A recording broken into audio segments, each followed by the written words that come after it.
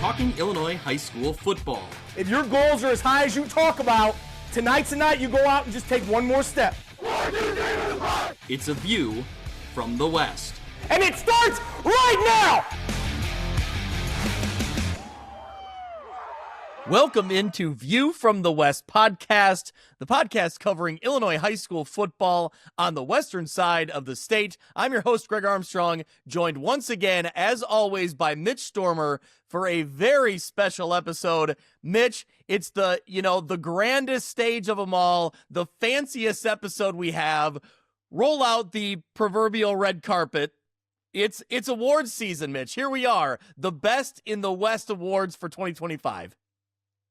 Yeah, a great way to kind of end our season here and recap some great performances and teams and games from the last, 4 months, whatever it's been. So fun to look back and look back at some season-long stats and remember some of the games that we saw. And yeah, our Best in the West award show. Happy to be here tonight and to present these awards to some very deserving individuals and players and teams. Yeah, I'm really excited to get into it. Actually, it's been a lot of fun just compiling all the stats and kind of going back and reviewing the games and the coaches and all the numbers, kind of crunching all the numbers. It's been a lot of fun. And, Mitch, we talk about this, our fanciest episode ever, but we've decided we're much more comfortable in the hoodies and the hats and we go from there.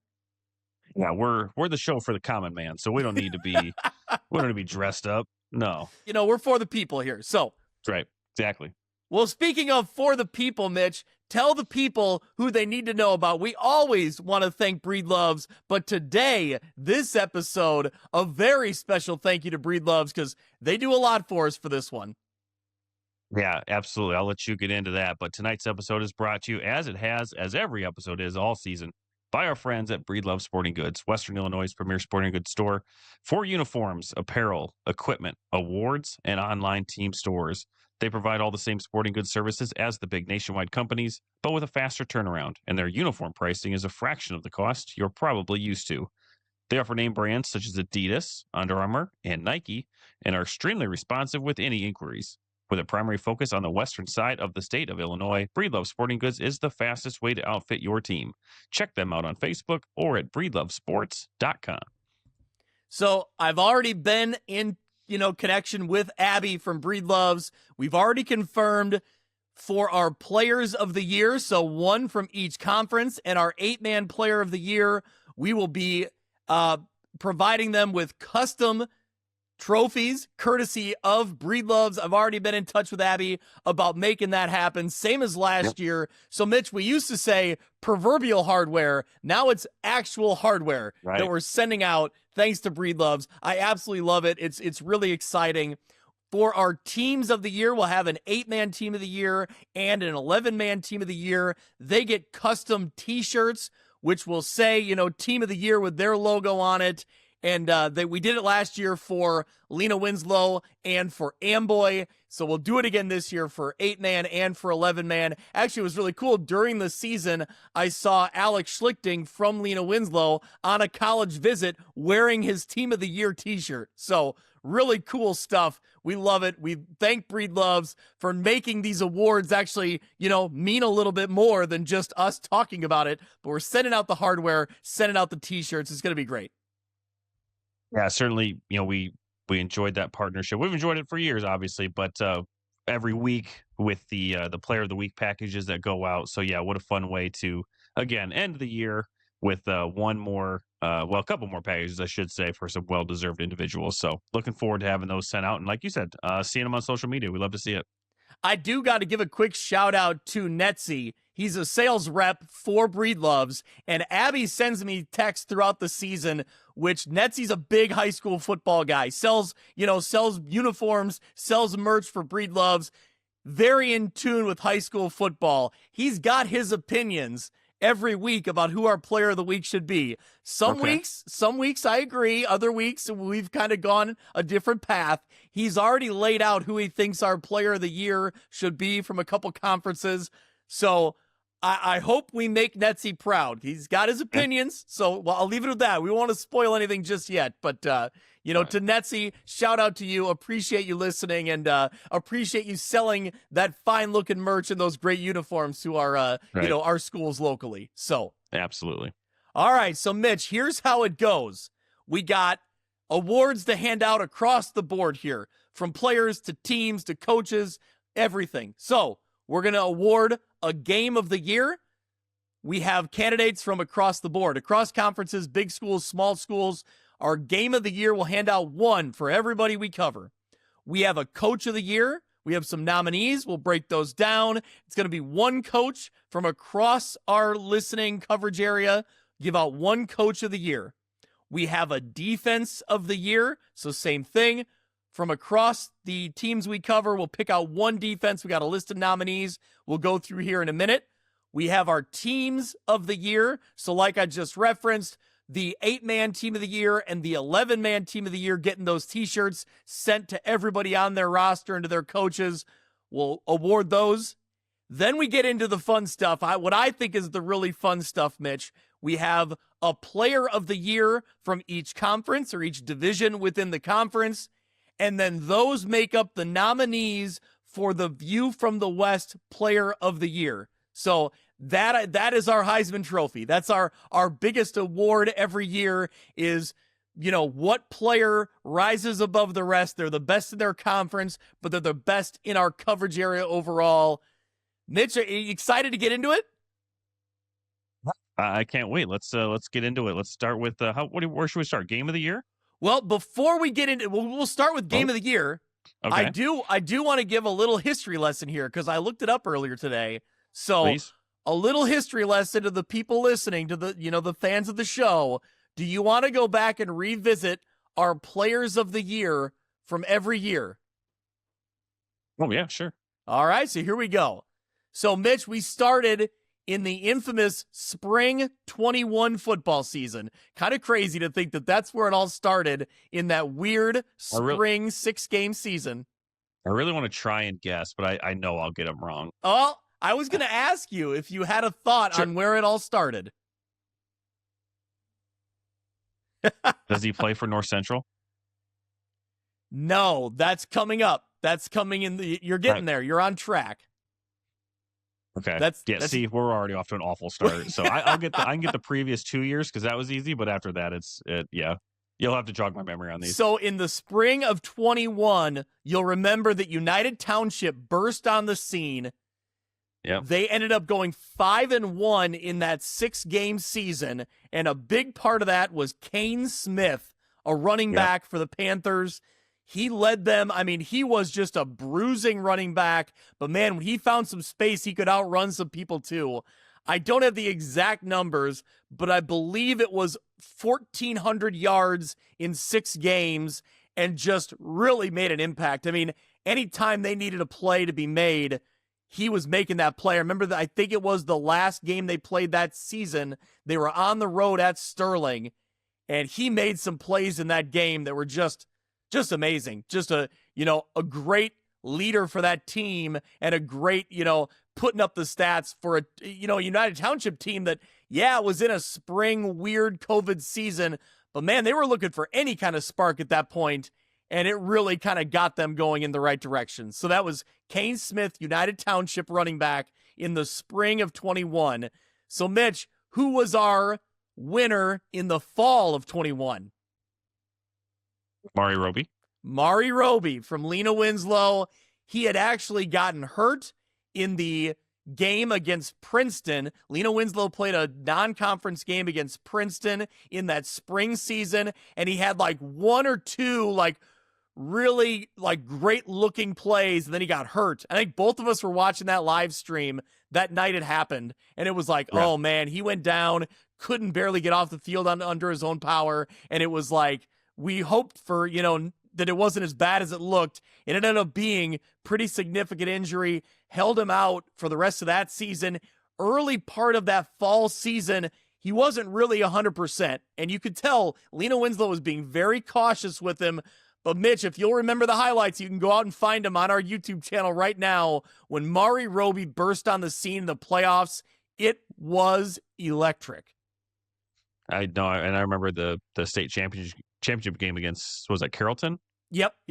Yeah, no, you have great highlights from that game too. So yeah, and still making plays at the college level. So a dynamic athlete, one of the best that we've ever covered. Yeah, I would say from shooting highlight purposes, he's easily in my top 5 like favorite athletes I've ever covered. He was just a highlight reel waiting to happen on any play.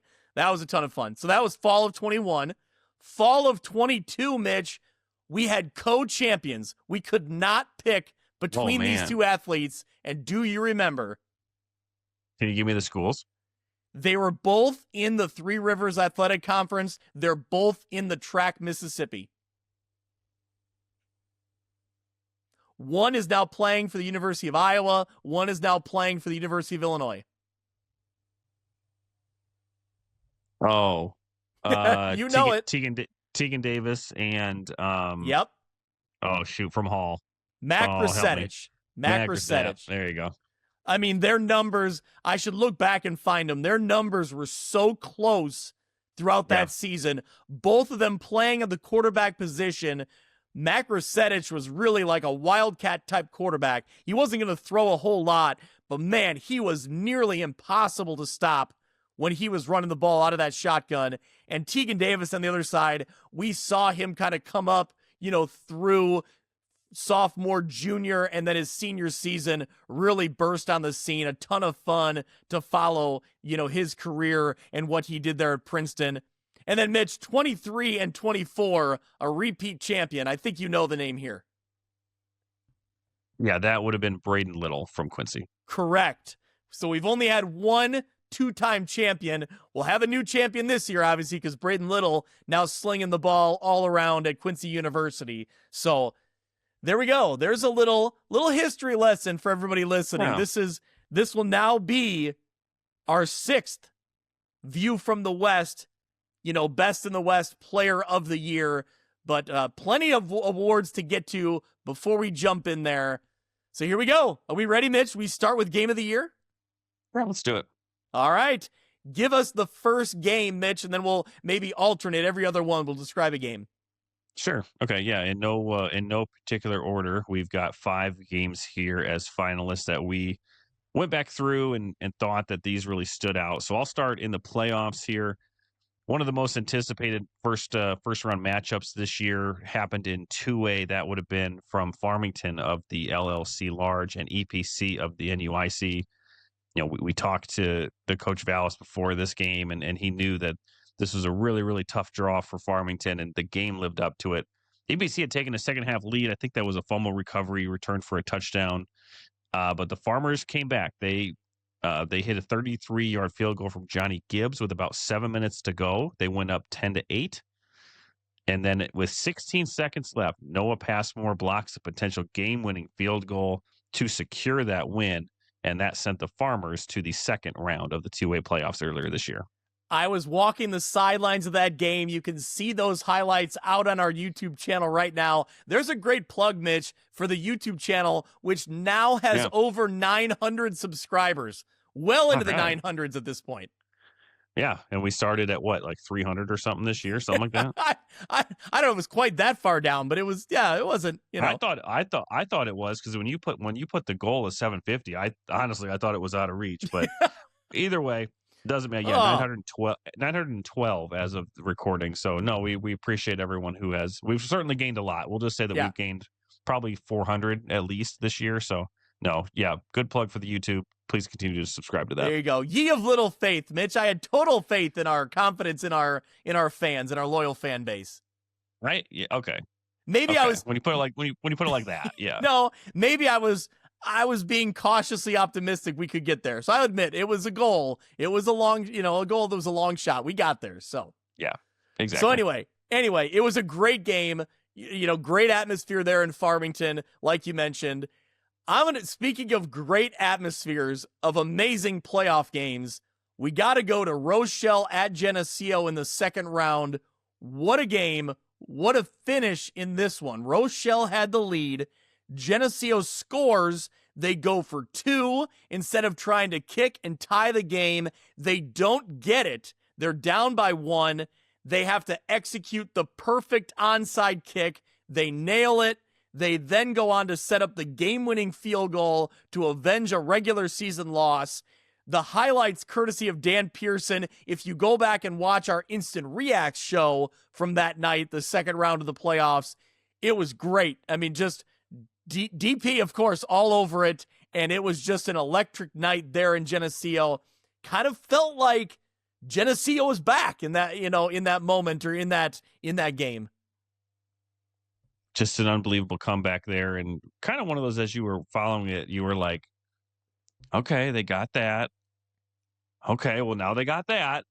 And then, to kick the field goal, and, it was kind of like a knuckleball kick, and for it to go in, and then you add all that with, again, you have DP's highlights from the end zone and got the fireworks in the background. Like, it was just perfect. So, yeah, this was a tremendous game. Loved following that one. And it was a great, great game between those two teams. Yep. All right, Mitch, give us the third nominee for Game of the Year. Well, we're sticking with the playoffs this year. This was in 3A. How about an upset here? It was Monmouth Roseville going on the road to Bloomington Central Catholic. The Saints were really touted at the time as a favorite to come out of that 3A North, or at least one to contend for sure. And Monmouth Roseville just played their game and came away with a 29-28 win in just an incredible game. Nick Houston, 121 yards, 2 touchdowns, and 19 tackles in this one, 4 tackles for loss. Certainly, we've got great video of Coach Adolphson celebrating at various points of that game, but just a tremendous program victory over a game that we famously did not pick them in. So that one stands out for more reasons than one. It's a very deserved finalist here for Game of the Year. That was a Shim special. The Shimlites coming there from Bloomington that day. Absolutely. Yeah. I remember, so I left Macomb. I had covered Macomb and Geneseo that day. I get in my car and I'm listening to this one and the radio highlights from Sean Temple and WMOI. And it was, incredible just to hear it as it played out, and just a really great, it was cool. I mean, it was a fun, great effort there from Monmouth Roseville to get a tough win against a really good opponent on the road in the playoffs. It feels like one more in a list of kind of statement wins the Monmouth Roseville's had over the past couple years. So talk more about Monmouth Roseville, talk more about Jeremy Adolphson coming down the way, but that's a big one for sure. So the only Game of the Year candidate coming out of the regular season, Mitch, how about the Sterling rallying to beat United Township? UT had built a 21-3 lead in the first half before Sterling cut it to 11 with just 6 seconds left in the first half. And then in the second half, Golden Warriors just take over this game. They go on to win 49-28. For me, this makes the list because UT was the favorite going in. They build that lead, and you kind of thought that's how this one's going to play out. No surprise here. UT looks really good. Man, Sterling, not so fast, my friends. John Schlemmer and the group there, they really made a statement here, and it was critical for their playoff, success, for them getting into the playoffs. This is a huge win. Yeah, and this was still around the time that we thought UT was rolling and could be going to a Western Big Six championship, and lo and behold, I remember listening to this game, and just every single play, it seemed like Sterling had the upper hand, and they just kept taking advantage of what was in front of them. What was it was something like a 40-0 run or something like that. I don't remember what it was exactly, but a huge run for Sterling and a great win. Yep. All right, one more game on the list, Mitch. Do you remember, can you tell us anything about Byron and Unity from the 3A state title game? Oh, yeah, you're making me think on this one. I'm not sure I remember quite anything about the greatest game I've ever seen. Yeah, this one's fresh from a couple weeks ago. Obviously, the 3A state championship game, an absolute barn burner of a game, a back and forth shootout. First time we've really seen Byron not only get tested, but just get picked apart. Offensively, they were doing what Byron did to everybody this year, but that was the first time you kind of thought that Byron was vulnerable. And we thought that from the very first quarter. When Unity It was Eisenmenger, and I don't know if it was Hoggard or Henry who had that first connection there. I would was say just leaping. It was that first drive of the game where That's you what I'm saw, saying. yeah, like that play was incredible. It was I think it was Hoggard. I apologize if it wasn't, a leaping grab over a couple of defenders and kind of stumbled into the end zone. And you thought, oh, okay, like Unity is here to play, and that was how pedal to the metal this entire game was the entire way out. And I will always remember, I think, us. You were already down there, but we were in the press box, and it was about 8 minutes or so, and we were like, okay, we gotta get down there. And this was at the point that Unity was down a little bit. Yeah, Byron had 10, taken 10. a lead. I think that, They were by 10. Yep. So we went down there. We saw the final touchdown. We saw the onside kick. We saw what happened at the end there. So I remember that moment thinking, okay, we got to get down there. And thinking at that time that the game was over, and boy, were we wrong. It was an unbelievable performance from Caden Considine. He was the leading rusher, the leading receiver, the leading everything, and then comes up with the breakup of the pass there in the end zone. There was a play a couple before that where it looked like Unity had tied it, and a great call from the referees and a great photo confirmation from Casey confirmed that was an incomplete pass. But yeah, an unbelievable game. So many records were set in this one. I don't even remember how many there were, but yeah, Byron and Unity will be remembered for a long time, I think. Yeah, like you mentioned, Considine, 367 rushing yards, 3 touchdowns. Eisenmenger on the Unity side of things, Dane Eisenmenger, 545 yards, 7 touchdowns. Hoggard had 160 yards and a couple scores. Henry had some scores. I mean, there's just, you go down the list of, guys making an impact in this one. But yeah, Talbert, making plays, Criddle for Byron. It was back and forth. It was a slugfest, and it was incredible to watch. Well, Lakin had both receiving touchdowns early on too, right? Yep. So yeah, it was just it lived up to the billing and more. So there we go. The candidates, the nominees for our game of the year: Farmington over EPC, Rochelle falling to Geneseo, Geneseo getting the win. You had Monmouth Roseville over Bloomington Central Catholic, Sterling rallying to beat United Township, and Byron winning the 3A state title 56-50 over Unity. Mitch, where do you go here for game of the year?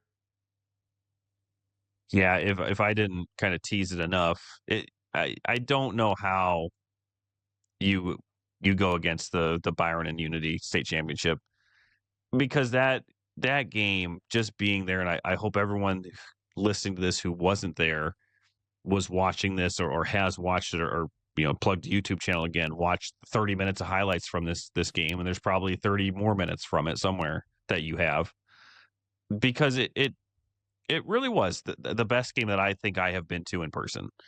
And these are 5 really good candidates for games of the year. These are 5 really good games and fun to talk about and remember. But I think I'll remember this game for a long time. So just the build up to it, we kind of thought Byron was going to run away with it, right? Because that was just how highly we thought of Byron. And that, like we just mentioned a minute ago, from Unity's opening drive, we knew that we could be in for a night. And just an unbelievable game. So many records were set in this one. As I mentioned, I think this game will stand the test of time and will be remembered for a while. Like we talk about that, that 5A game between Montini and Joliet Catholic. I think this will stand up to the time just like that one does. So for me, it's Byron and Unity, the 3A state championship, as our game of the year. Yeah, I mean, I've already come out on the record and said, like you mentioned, it's the best game I've ever seen in person. So I'm not sure how I could, possibly go against that now when we're naming our game of the year. So yeah, I think it's settled. The game of the year from the view from the West in 2025, Byron getting the win in the 3A state title game over Unity 56-50. So there we go. One award down. Next one up, Coach of the Year. So we'll give some candidates. Mitch, why don't you roll through the candidates, and then we'll get into kind of what, led each one to being a nominee here. Yeah. Again, in no particular order here are finalists for Coach of the Year. Certainly we have many. There's some omissions on here that I'm sure we'll get texted about, but we got to cut it down somewhere. So let's start with Coy Dorothy from West Hancock from the Lincoln Land Conference. What an unbelievable job he did. They were 2-7 last year. They were 1-8 in 2024. Yep. 1-8 in 2024 and turned it all around to get them into the playoffs this year. Had a pretty tough opening round matchup, but a great job for the Titans to get back into the playoffs, and an outstanding coaching job from Coach Dorothy. Yeah, they rolled off 5 wins in a row to end their regular season to get them in at 6-3. So just a great turnaround. We felt like over the last couple years, there was talent there. They were putting up a lot of points offensively. It just wasn't all working. But man, you saw it all come together here. They managed to get those 6 wins and find themselves in the playoffs. Great story. We've had Coy Dorothy on the Instant Reacts podcast throughout the season. Happy for him. Happy for those players. And hopefully this is a springboard moving forward. So, all right, who's up next?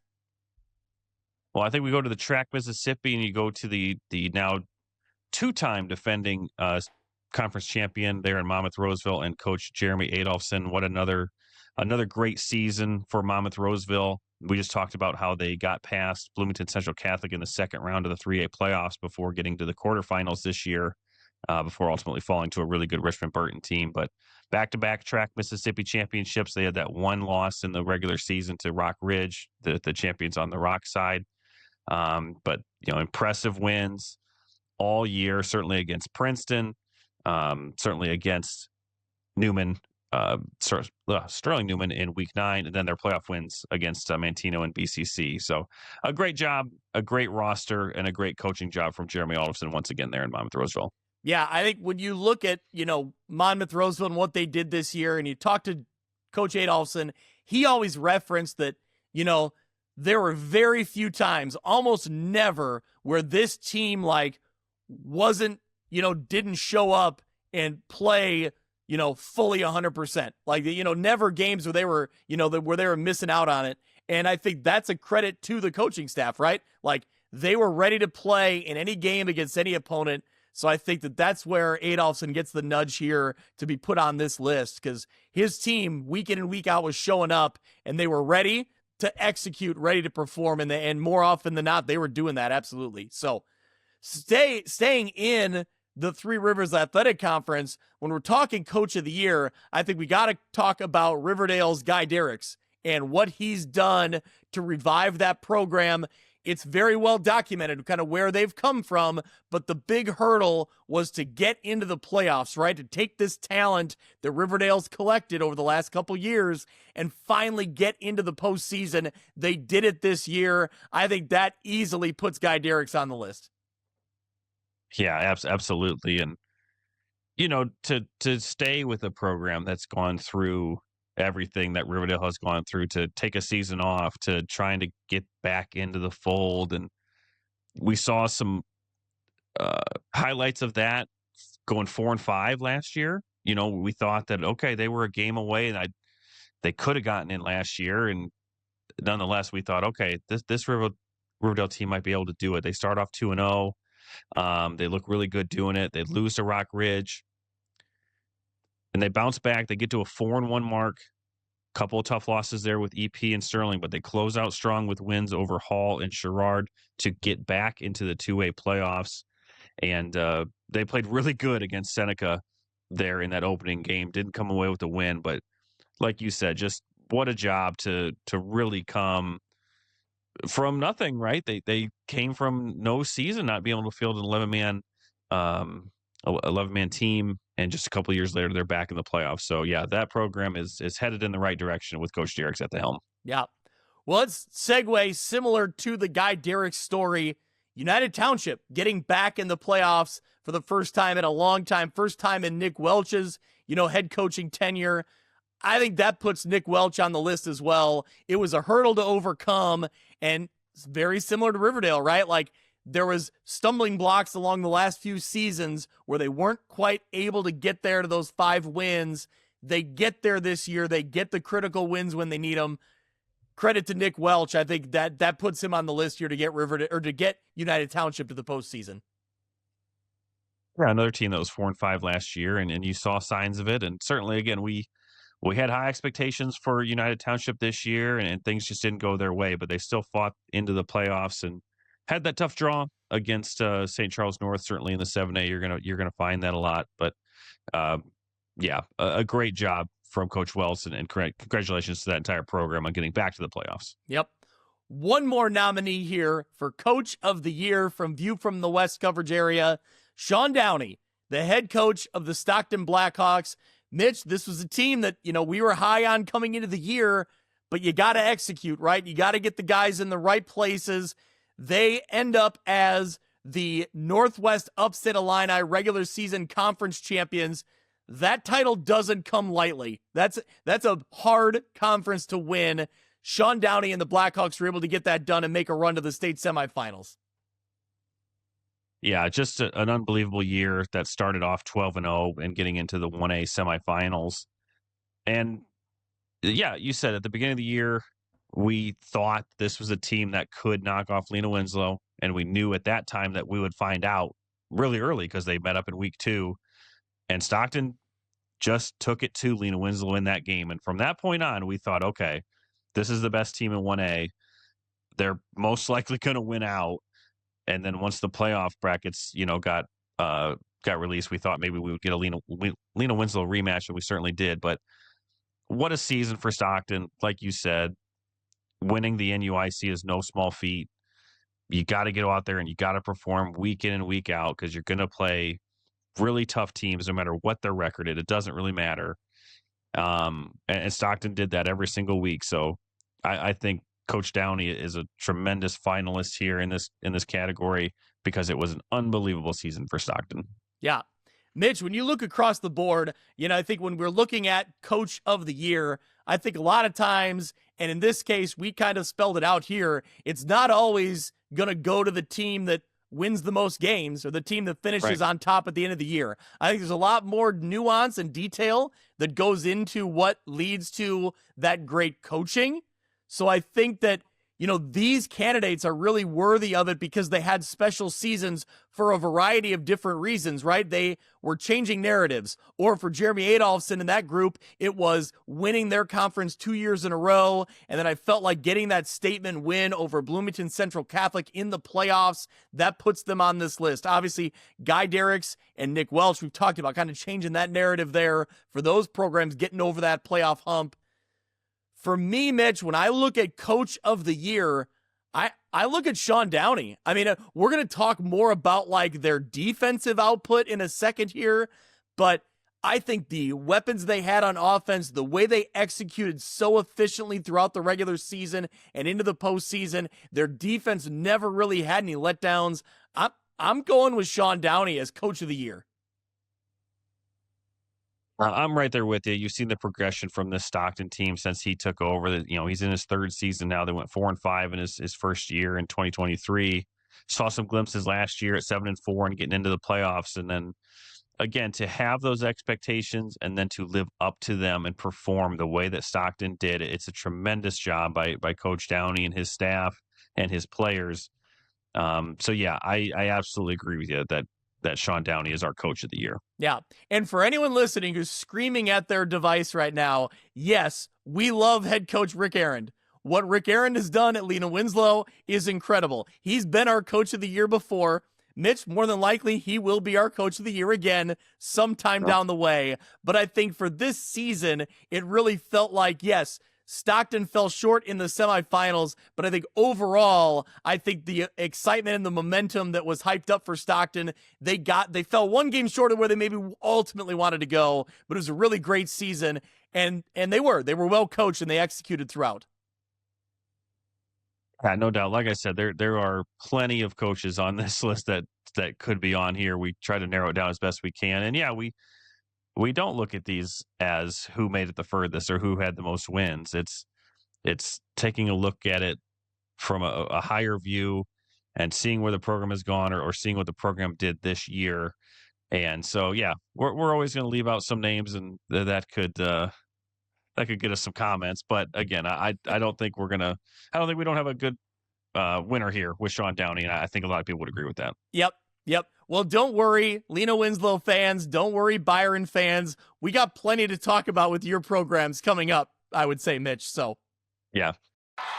This is Dan Pearson of Fellowship of Christian Athletes. Our FCA team of staff, board, and volunteers is pleased to support View from the West with Greg and Mitch. Our Northwest Illinois FCA team is 3 teams in 1, serving coaches and athletes in the Three Rivers, Northern Illinois, and Greater Peoria areas, all with schools covered by View from the West. For more information, email me at danpearson@fca.org. FCA, the heart and soul in sports. Hey there, local high school football fans. This is Sean Considine, a Byron Tiger and Iowa Hawkeye alumni, and now an LPL financial advisor.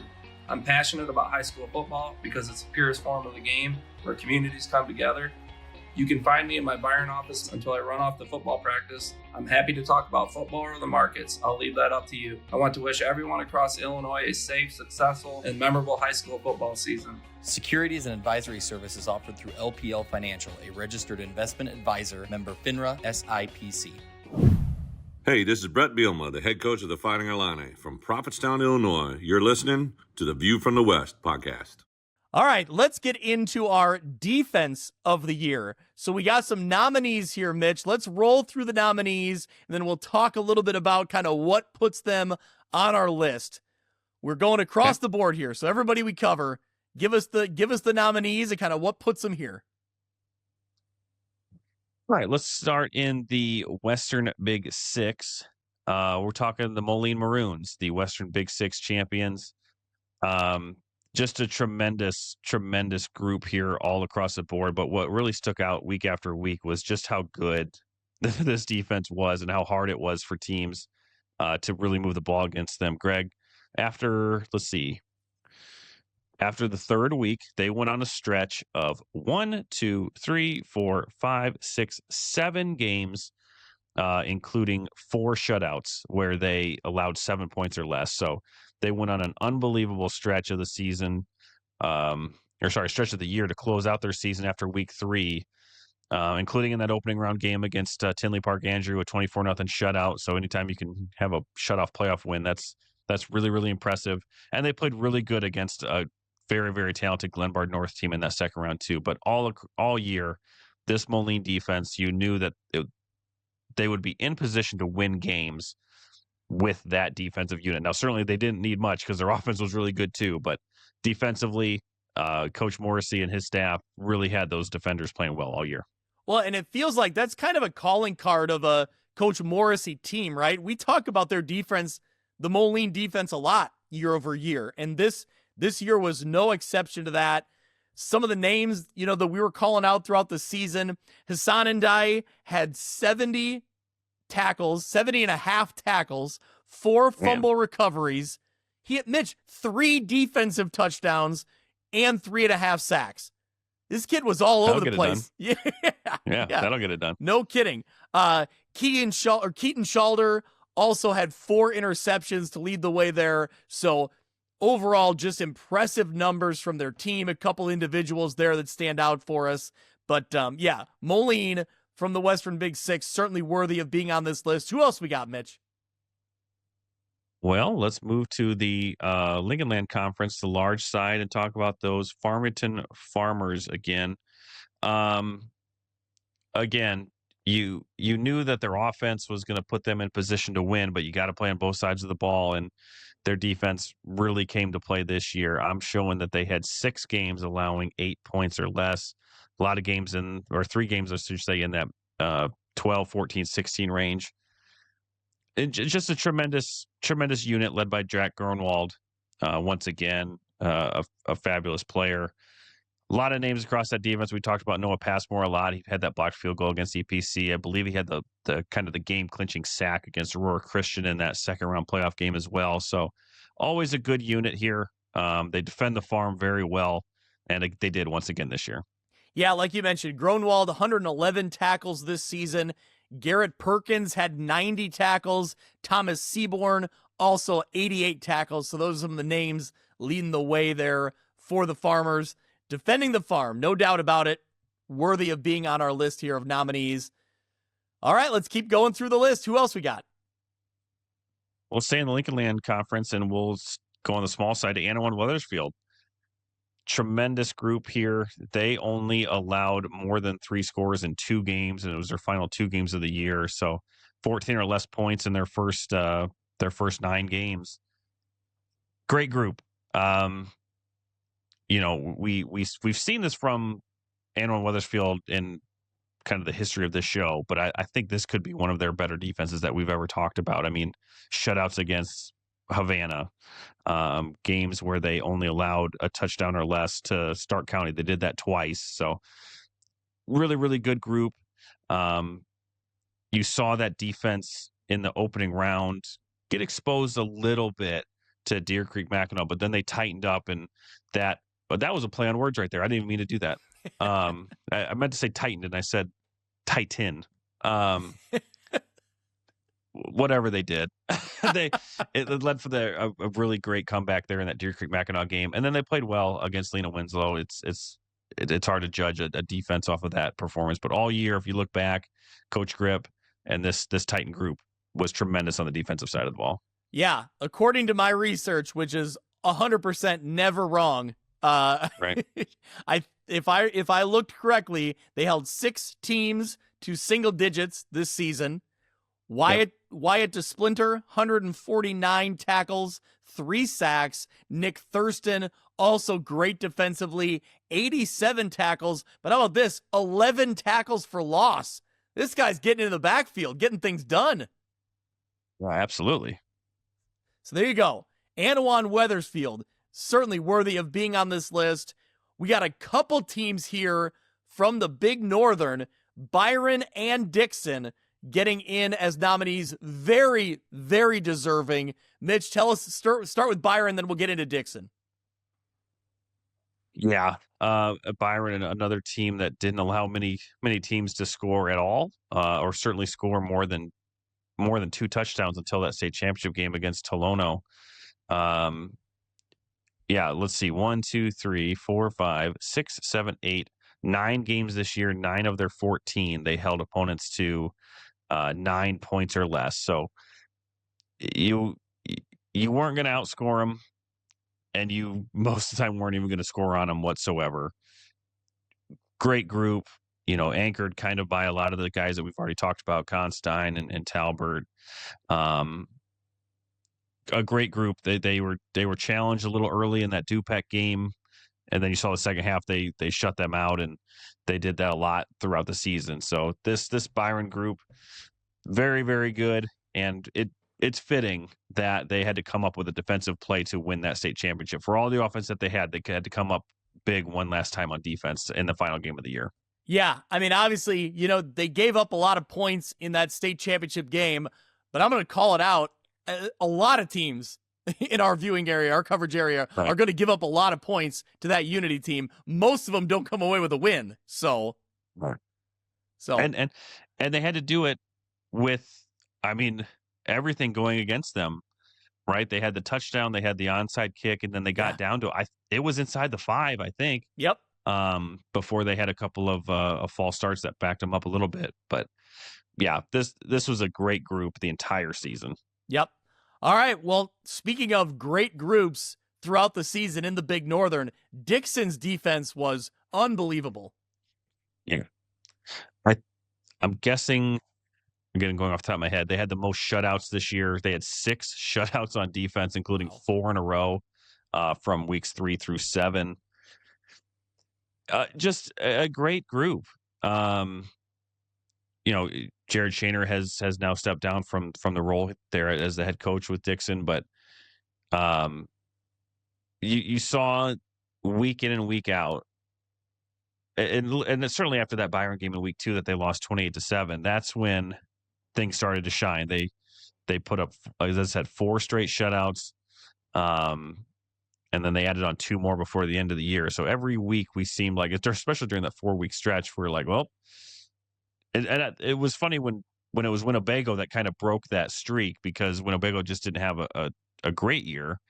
But yeah, the Dukes really, really played well on defense. It served them well all year. Fortunately came to a close with a really good offensive unit with Coal City, but throughout the regular season, they had the least amount of points allowed. Dixon might have in the regular season. I can't remember at the moment, but either way, 6 shutouts. That was the most out of our coverage area, I believe. Yeah. Every week it felt like we were talking about, another Dixon shutout, another completely dominating performance defensively. So just overall, really great, effort there from the Dukes. One more nominee, Mitch, for our defense of the year. Take us to the Northwest upstate Illini. Yeah, well, we just talked about head coach Sean Downey. Let's talk about this Stockton Blackhawk defense. If the I should say numbers serve me right, and certainly they played all the way through to the semifinals, they only allowed 115 points all year, which I think would be the lowest given the amount of games that they played. So this group was dominant all year. You saw it even in a losing effort against Lena Winslow. You saw it there in the first half anyway, of how tough they were to beat off the ball. They were so good up front. Their linebackers were fast. They had a chance to intercept any pass that was thrown into that defensive backfield. And again, not many teams at all were able to move the ball. 1, 2, 3, 4, 5, 6, 7, 8 games allowing 8 or less. 3 of those in the playoffs. They allowed 3 points in the first 3 games of the playoffs. So just a great defensive unit. Again, put them in a position to win the NUIC, got them into the 1A semifinals for the first time in a long time there in program history, and they really set the standard for the Stockton Blackhawks. Yep. So there we go. Nominees for Defense of the Year: Moline, Farmington, Anawan Wethersfield, Byron, Dixon, and Stockton. Mitch, take it away. Who is our Defense of the Year? Man, this is a tough one. Out of any of the awards, this one might be the toughest one to go with. But at the end of the day, I think if you're going to, one, give up the least amount of points in our coverage area, and to do it in the NUIC, that's a good sign of a very, very good defense. So for me, the Stockton Blackhawks had the best defense, and that will be my pick for a Defense of the Year here from View from the West. There you go. Congratulations to Sean Downey and the defensive unit there for Stockton. They're just very deserving of the championship. So congratulations to them on our Defense of the Year. All right, here we go. It's our Team of the Year. We give out one Team of the Year to our 8-man contingent. We give out one Team of the Year for our 11-man teams. And of course, like we mentioned off the top of the show, the teams, the program, the players, and coaches will get custom shirts, Team of the Year shirts, courtesy of our friends at Breedlove Sporting Goods. So really exciting. So here we go. Mitch, when you start, we'll start in 8-man, and we're looking at the Team of the Year. Now, obviously, we have one state champion, that being the Amboy Clippers, again, winning a state championship in the 8-man ranks. But a few other teams, what other teams catch your eye here as, potential nominees? Well, you look at the team that they beat in that state championship, Polo, a fantastic year once again. A lot of fun to watch them. It was a really good state championship to watch. So that's one. I think Milledgeville, the team that we were high on, they were my state championship pick at the beginning of the year, and really once playoffs started, I'd picked them to win as well. You can look at upstart teams that kind of came onto the scene, whether it be St. Anne, whether it be West Carroll continuing to do well since they've made that move to 8-man. So there's a lot of good, again, candidates in that 8-man. outside of the state champion, there was a lot of good performances from many teams in 8-man ranks this year. Yeah, I think one more name that could have been on this list for team of the year could be Galva. The Galva Wildcats getting back into the playoffs for the first time in a long time, I believe. As a program by themselves, it was like 30 years, 31 years maybe, I believe it was. And you also could have thrown in their head coach, Zach Anderson, as a potential coach of the year. I would say it wouldn't, we could have included him in that list as well for the very same reasons. But I think overall, Mitch, to kind of, save the suspense, I think you got to go with the 3-time state champions in Amboy Clippers. They continue to get the job done in the 8-man ranks. I think that's our 2025 I8FA Team of the Year coming out of Amboy. Yeah, I think so too. Just what a tremendous job this program has done the past couple of years to win 3 straight I8FA state championships, and just the way that they do it. Certainly, we're not talking about other years other than this year, but what they did in last year's state championship, and then to lose to Milledgeville in week 1 this year, and then kind of dominate the rest of the way, and then again. Really good game there in the first half of that state championship. Polo put up a good fight, but then Amboy just looked like Amboy the rest of the way of that game and then pulled away. So, yeah, it was a great game, a great season, 12-1 record. All the names that we could talk about, led by Jose Lopez, but tremendous job by this Clippers team, and yeah, for me that they're our 8-man team of the year. Yep. I would agree. Congratulations to Scott Payne and the Amboy Lamoille, Ohio Clippers. They are state champions 3 years in a row. For the second year in a row, maybe 3 years in a row, they've also been our team of the year, probably, I'm guessing. I would think so. Yeah. So I know they were our team of the year last year because they got T-shirts. So Scott, head coach Payne, can expect to get contacted by us and by Breedloves, and we'll get your roster and get the team of the year T-shirts sent out to the Amboy Clippers. So congratulations, they're our 8-man team of the year. All right, well, Mitch, looking at the 11-man field, let's go through some potential nominees. Obviously, the conference champions are, well-deserving nominees. You'd start with, in the Western Big Six, Moline, but I would also toss in Geneseo. The way their playoff run kind of went, I would put them in as a nominee. Where else? What teams are you looking at in the track? And then we'll go on down the list here. Well, you look at your 2 champions there, Rock Ridge and Monmouth Roseville. Again, 2 really, really fantastic years from them. Newman getting back into the playoffs. You move to the LLC. You could talk about Farmington, Anawan Weathersfield. You can talk about how good of a year we talked about West Hancock, Macomb. Going to the NUIC, there's probably 3 or 4 or 5, right, that we could talk about. In the Big Northern, certainly Byron, Dixon, a tremendous year there in Dixon. So, yeah, the nominees are plentiful. We joke a lot about how good, of coverage area that we have and the job security we have being able to cover all these teams. But when we try and break it down to who was the best, maybe there is always some very, very good nominees here. Yeah. Well, I would say, obviously, when we're talking team of the year, we got to start with our 2 state champions from 11-man football. That's the most obvious. So Lena Winslow and the Byron Tigers. But Mitch, I'll challenge you. What other teams besides those 2 do you think should be maybe near the top of the list? Stockton, yep, for one, okay, certainly. Again, it's a hypothetical. I believe they would have won the 1A state championship had they beaten Lena in that semifinal game. They were deservedly the number 1 team in 1A for most of the year. And just a tremendous, tremendous group. Outside of the state champions who we haven't mentioned, we mentioned Monmouth Roseville, mentioned Rock Ridge. Well, I was going to say... again, go ahead. Yeah, if you have I was going to say, outside of the state champions, who else I think should be tossed in there? I felt like Geneseo and Monmouth Roseville had seasons that really kind of separated themselves because of some like marquee significant wins in the postseason, kind of dramatic wins, the way they came away with those victories. I think those two teams kind of separated themselves a little bit. Would you agree? Yeah, for sure. Yeah.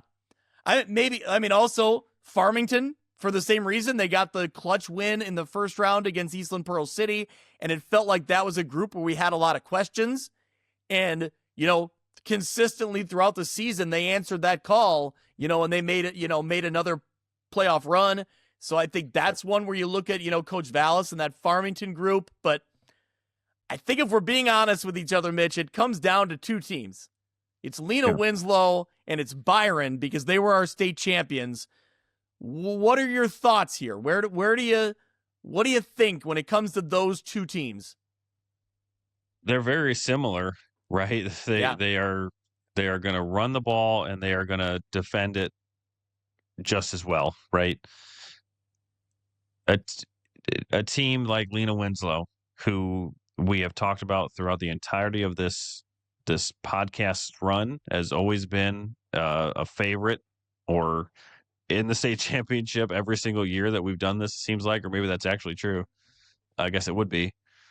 And they lose that game in week 2 to Stockton, and we thought, okay, Stockton has the upper hand in the NUIC, just as we had kind of predicted that we thought that they could do. But as the season went on and Lena Winslow got back on track, and really it was that next week when they beat Rochelle, and you were like, okay, like, we know Stockton is really good, and I think Lena Winslow is also really good. And what they did to rattle off 12 straight wins after that loss to Stockton, and in the fashion that they did it, they get into the playoffs. They beat GCMS, they beat Anna Weathersfield, they beat Stockton in that great game, and then they just run away with the 1A state championship. Just an absolutely fantastic team. Once again, it's always a pleasure to talk Lena Winslow and talk about their success, because I think that that's so special, that it's just a small community, a 1A community, and they have built this foundation of how to do this year in and year out, and I think that's really impressive. When you talk about Byron, again, a bigger school, a 3A school, certainly, but what they have built there as a community with so much support and so much success. And we've talked about Byron a lot, and we weren't covering the Big Northern as part of the show in years prior to this one. What a mistake on our part, but now we jumped in at the right time. Yeah, I mean, yeah, that one worked out really well with Byron and Dixon and just the great play they had all year. And again, the dominance of Byron, I think, is what stands out with them too. We talked about how good their defense was, but this was a team that I think put up the second most points in 3A history, certainly in school history. I think in 3A history as well, just behind themselves from a couple years ago. Games that they put up 50, 60, 70 even, when they put up 77 earlier this year. And then to go through the run that they went on in the playoffs, right? Having to beat Oregon in a rematch, then they beat Dupec in a rematch. Then their final 3 games were IC Catholic, Richmond Burton, and Tolono Unity. And outside of that Tolono Unity, every game they had this year was absolutely convincing, not even remotely close. So I think that's the key, where Byron brings in that dominance the past couple of years, and certainly this year in particular. And Lee Win was able to recover from a week 2 loss and play Lee Win football and get it through the 1A North and another state championship. Yeah. I think, Lee Win this year is a great story, because they got knocked down in that second round, in that second week game against Stockton, who was coming in with a lot of hype. And then to have, we were talking that night on the Instant Reacts, and we were talking that next week on the show that is Lena Winslow going to drop 2 games in a row? Are they going to go on the road and lose to Rochelle, which, was a very good team and a 4A school at that? So there was a lot of talk about how does this Lena Winslow team recover? And man, like you said, they certainly did. They bounced back. That alone makes their season really impressive. I think on the Byron, go ahead, Mitch. I was to say just too, they've coming off of just a butt kicking in the state championship the year before. Yeah. And having lost the previous state championship, right? This was really a redemption year for Lena Winslow, which is odd to say. But the state championship is the goal. And having lost the last 2 previous ones, and again, the way that they did last year, and for them to kind of overcome that and overcome that week 2 loss and then really, really look good the rest of the way out. Yeah, it's a tremendous, tremendous team. On the flip side of things, I think what makes Byron's run so impressive is they were perfect. The story is they were unblemished all the way straight through, even being challenged, pushed to the absolute limit in the state title game. They come up with play after play, response after response against that Unity team. I mean, that's really hard to ignore, in itself. So here we go, Mitch. We got to pick one. Who's getting those Team of the Year t-shirts sent to them?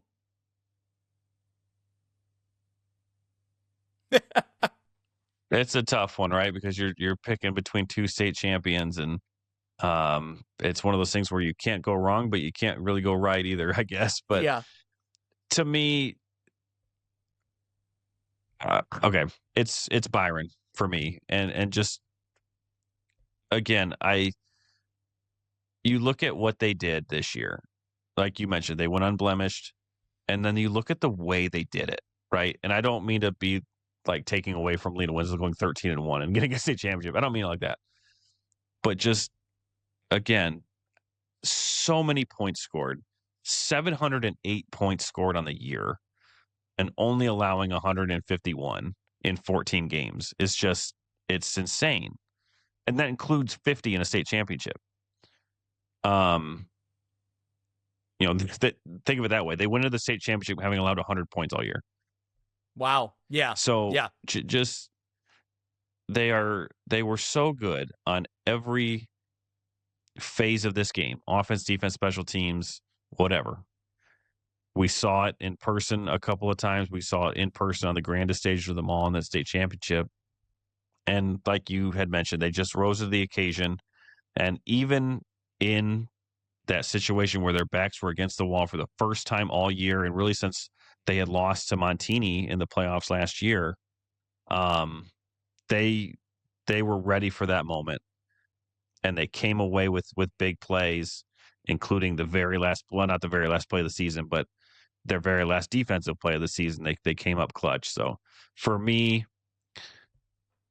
all things included, undefeated, redemption from last year, losing to Montini, where they probably would have won 3A last year, to run through the season the way that they did. For me, it's Byron Tigers, our 2025 Team of the Year. Yep. There you go. I would agree. It's a great pick, and like you said, it's hard to go wrong, but it's also hard to make it feel like it's perfectly right, because there was very good candidates in that list. Lee Win won last year. There's your tiebreaker. How about that? There you go. So the Team of the Year, the Byron Tigers for 11-man football. Coach Boyer, Coach Considine, and the group there, they're going to get team T-shirts sent their way, thanks to our friends at Breedlove Sporting Goods. So we'll be in touch. We'll get those T-shirts sent out to you. Really excited about that. So congratulations to the Byron Tigers. And Mitch, I don't think we're done talking about them just yet. No, still plenty to go. Yeah, so plenty to go. That being the players of the year from each conference, from each division, and then we award our overall player of the year from the View from the West podcast. We'll take a quick break. We'll be right back. When it comes to quality, convenient pizza, Godfather's Pizza in Silvis has you covered. featuring a beautiful dine-in area, delivery, and a carry-out window. Godfather's Pizza is that pizza you grew up with, not a convenience store. You see, at Godfather's Pizza, the dough is made fresh daily. That mozzarella cheese is shredded fresh and never frozen. And those toppings are abundantly piled high each and every time. Locally owned and operated since 2010, Godfather's is a huge supporter of local athletes right here in the Quad Cities. So come on by and check them out at 1211 Avenue of the Cities in Silvis. Order online at godfathers.com and reunite with that same delicious pizza you grew up with. This episode of View from the West podcast is brought to you by Simulation Sports. In addition to golf simulators and batting cages, Simulation Sports provides golf club repair, custom fittings for driver shafts, and even private lessons for golf, baseball, and softball. Whether you're looking for a fun group activity or want to fine-tune your skills and equipment, Simulation Sports has something for everyone. Visit their facility at 400 South Main Street in Monmouth, Illinois, or go to thesimulationsports.com to start playing today. At Modern Woodmen of America, service is about more than our members. It's about our community, too. We share values that include personal financial security and helping friends and neighbors in need. We're your partner helping you protect your future, and together we're making an impact here in our local communities. I'm Nate Neighbor. Find me on the Modern Woodmen of America website. Get to know your local Modern Woodmen representative to plan for your financial future and learn about valuable member benefits. Modern Woodmen of America. Touching lives, securing futures. Securities offered through MWA Financial Services, Inc., a wholly owned subsidiary of Modern Woodmen of America. The View from the West Player of the Week is brought to you by Breedlove Sporting Goods, Western Illinois' premier sporting goods store for uniforms, apparel, equipment, awards, and online team stores. They offer name brands such as Adidas, Under Armour, and Nike, and are extremely responsive with any inquiries. With a primary focus on the western side of the state of Illinois, Breedlove Sporting Goods is the fastest way to outfit your team. You can check them out on Facebook or at breedlovesports.com.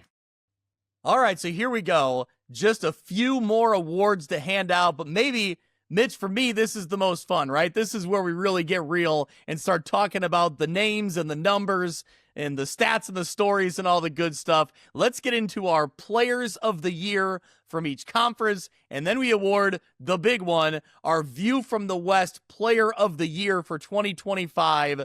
So here we go. Should we start in the Western Big Six? Yeah, let's do it. All right, so here we go. Let's pull up the official nominees for our Player of the Year from the Western Big Six in 2025. You have Mark Carey from Moline, Isaiah Navarrete from United Township, Kai Weinzerl from Geneseo, and Hunter Schuckman from Quincy. Mitch, I'll let you start. What stands out to you here? Let's start in Quincy. With Hunter Schuckman. Certainly, we knew that Quincy was going to have to replace Braden Little, an all-time IHSA record-holding quarterback who has, who was, just the centerpiece of that offense for the last couple of years. Certainly, we talked about it. He was our player of the year overall for the last couple of years, and very deservedly so. So we knew that their quarterback position was going to be new this year. They bring in Hunter Schuckman as a transfer from Quincy Notre Dame. And boy shined. 2,287 passing yards, 17 passing touchdowns, added 6 rushing touchdowns on the ground. So, over 2,300 all-purpose yards, 23 touchdowns. Not the season that Quincy is or was used to having the past couple of years, certainly. But, he stepped into that role, big shoes to fill, and, was able to get them back into the playoffs. It started a little slow, but they found their footing after that opening season loss to Boonville, and Hunter Schuckman was a big part of that. So I just was impressed with him and how Quincy played that quarterback role this year. Yeah, I will admit, I knew that, Schuckman's passing numbers were leading the conference consistently throughout the season, but man, his 2,000 passing yards, well over 2,000 passing yards, that kind of snuck up on me a little bit when we were adding all the numbers up. Yeah. No, he had a great year for sure. Yeah. Well, a pair of running backs, actually 3 more running backs here on the list. I want to start with Mark Carey. Goes just over 1,000 yards, 7 touchdowns. But when you really look at it, this Moline group, we've talked a lot about it. They share the wealth quite a bit amongst, Eli Warren was getting his touches. He had 9 touchdowns himself and almost 800 yards. Kason Ponder was throwing the ball around a little bit. He had 8 touchdowns through the air and 7 rushing touchdowns. But man, when Mark Carey touched the ball, we saw some highlights this year. We ran them on the Instant Reacts podcast. When Mark Carey touched the ball, look out, something fun was going to happen. He was a fun running back to watch. Yeah, absolutely. Again, you were able to cover Moline quite a bit this year. And yeah, in amongst a stable of backs, Mark Carey was the one that stood out the most. So fantastic year, going over 1,000 yards and 7 touchdowns, which again, maybe those numbers don't pop out that much, but they had a lot of tools around that Moline offense. So either way, Mark Carey, a tremendous year and a great finalist here for Western Big Six Player of the Year. Yeah, I just think that Mark Carey had that it factor, right? When he was going to when he carried the ball, when he had the ball in his hands, you just a fun highlight was going to happen. You just felt like something was going to happen. So that's what really kind of separates some of these players, right? It's not always the numbers. It's just kind of the way they look when they have the ball in their hand or the way they play on the field. You got that same sense from the other 2 guys we're about to mention here. Isaiah Navarrete from United Township. He was their workhorse. He was their, athlete coming out of the backfield. He had over 1,000 yards rushing, 17 touchdowns, over 200 receiving yards, and a touchdown there as well. When UT needed a big play, they were relying on Navarrete, and he answered the call a lot this season.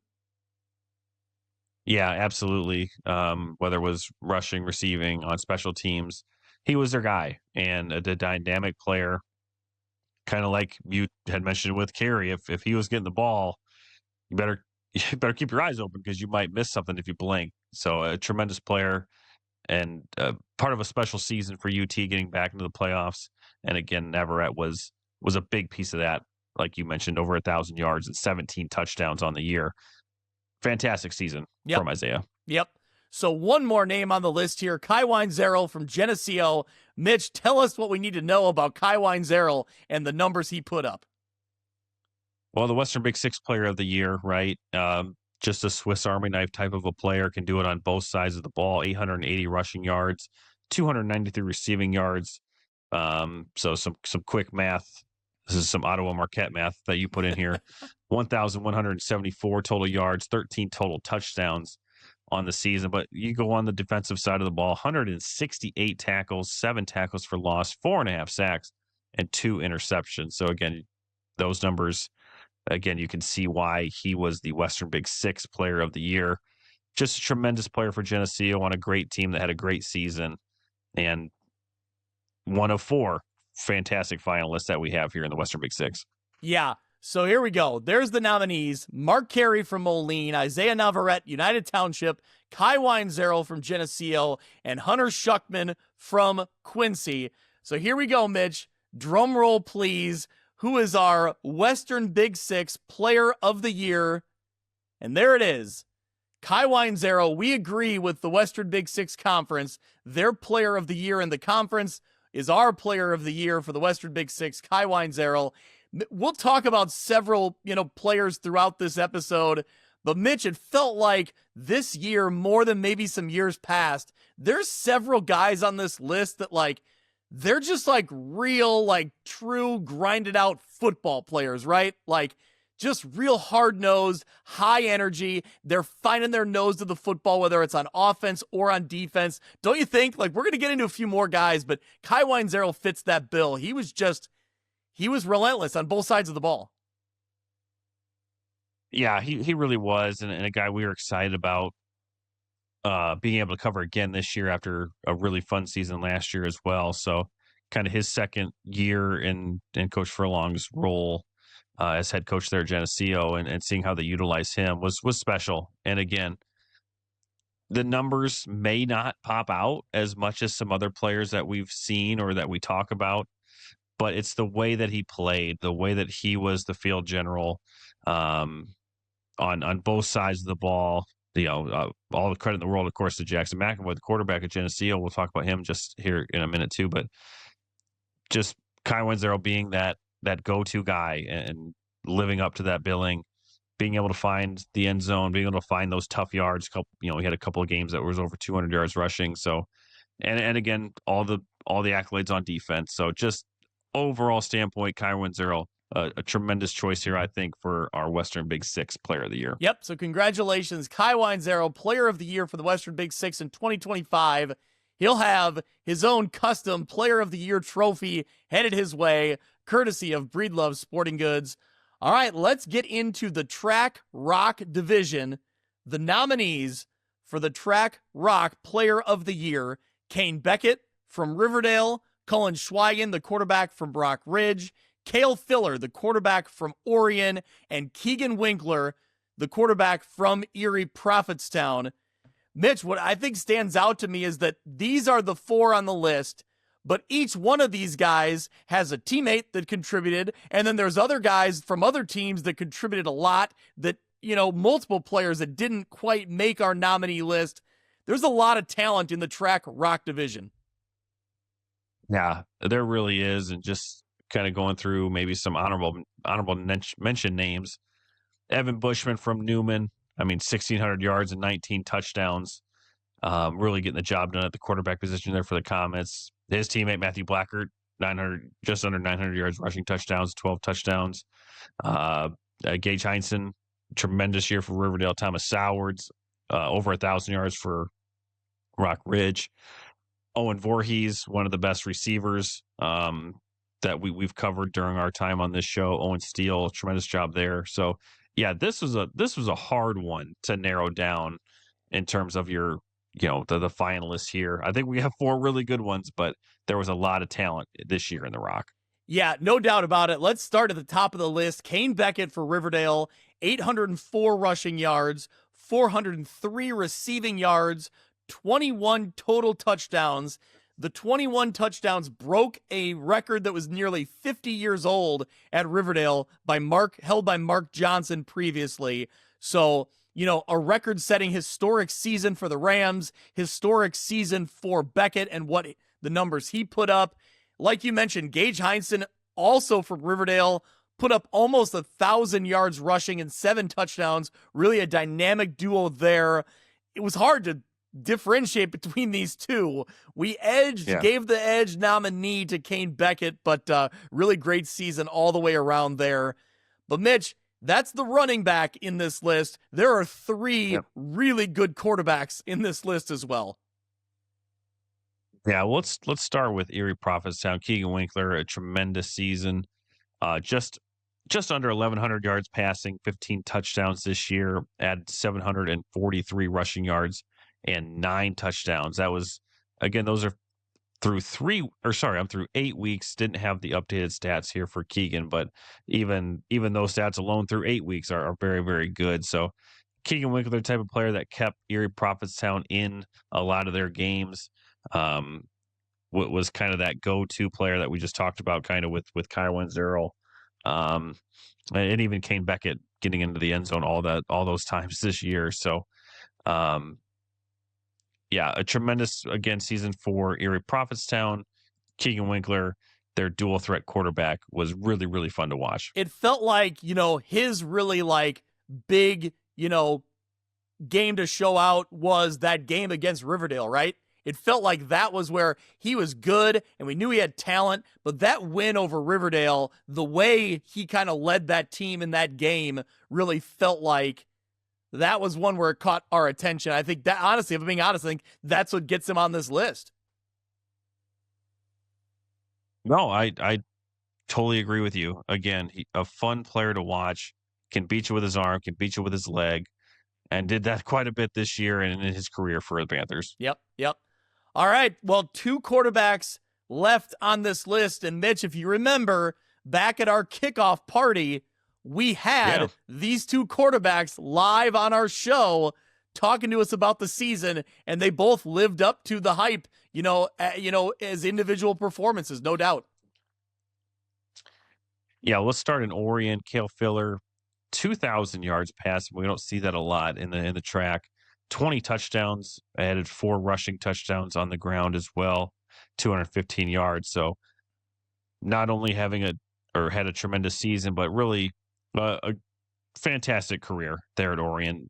Over 7,000 yards passing, 72 touchdowns through the air, adding another 12 in his career on the ground. So that a big shoes to fill. Whoever comes in as the Orion quarterback. Cale's been there since a freshman, and really been putting up great numbers since those freshman years, but really culminated in his senior season.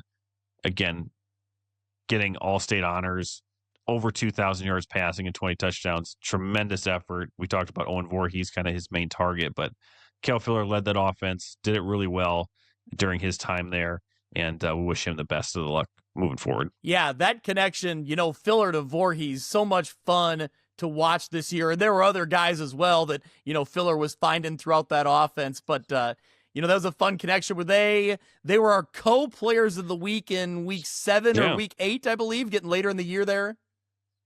Yeah, I don't remember what week it was, but yeah, first time we've ever had co-players of the week. Yeah, and it was their win over Mercer County where it was just like Cale Filler was getting, his numbers and his stats, but he was throwing to Voorhees, so it was impossible to separate. Like, they both had huge numbers in that game, both had a huge impact. So, looking at Cale Filler, like you said, contributing at the varsity level since he was a freshman, and I give him credit because he had to battle through it, right? I mean, there's a lot of games where that Orion team was going in as an underdog, and he really had to do what he could to keep him in it. And man, he could really sling the ball around and really, do a great job of keeping this offense moving down the field. So credit to him. It shows in the numbers there for sure that, the accolades throughout his career. So, all right, one more on the list here. And Mitch, it's not a secret. It's our defending track rock player of the year. He's back again, Cullen Schweigen. Yeah, in another fantastic season from Cullen, getting Rock Ridge into the playoffs after that track rock championship. 1,597 passing yards with 21 touchdowns. Add that with 801 rushing yards with 18 more touchdowns. Right under 2,400 total or all-purpose yards on this season. 39 total touchdowns for Cullen. So only a junior.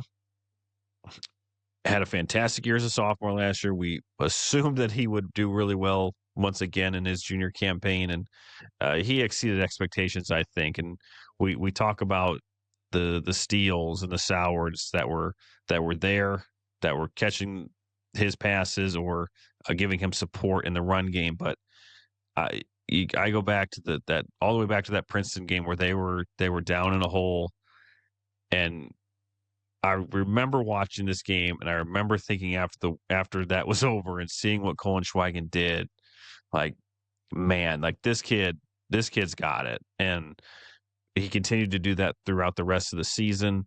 And as I just gave you those numbers, 2,400 all-purpose yards and 39 total touchdowns. Really tremendous season for Rock Ridge. They got to that number 1 seed in 2A North. Tough exit, but a great season for them. I think if you remember after that win on the road at Princeton, I think that was where, like, some of the group text message threads that we have going, that was where a lot of people, like, kind of around the state that weren't, like, super hyper aware of Cullen Schweigen, he really jumped onto their radar in that game, right? Like, people were kind of doing a double take, like, wait, they came back on the road and beat Princeton that way, and, Schweigen did this, and so I think that was where he really caught a lot of attention. And he was a name that, we had circled when the year started. He lived up to it. But I think in a little addition here was he was playing defense this year for the first time. And man, watching him play on the defensive side of the ball was really impressive. Regardless of numbers, there were just some hits that he laid on some people. He was not afraid to you can see it on his offensive play. He's not afraid to get physical. That played out on the defensive side of the ball as well. I think he was somebody that defenses were constantly having to pay attention to, that in years past, he wasn't in that mix, Yeah, absolutely. I mean, just another tool in his bag, right? To be able to be a really good defender. But he shines on offense, man, and really, really just as long as he's at the helm of that team, they're going to be in a great position to win. And this year was no different. Yep. So here we go. The nominees: Kane Beckett from Riverdale, Cullen Schweigen from Rock Ridge, Cale Filler from Orion, Keegan Winkler from Erie Prophetstown. Mitch, drum roll, please. There it is. Cullen Schweigen, the player of the year for the Three Rivers Rock division for the second year in a row. I was laughing because no actual drum roll. You're not going to make the drum roll noise? I thought you were just going to pump that into the show and post edit, Okay. but I was waiting for the live, the real thing. No, I'm just kidding. Oh. I'm just kidding. yeah.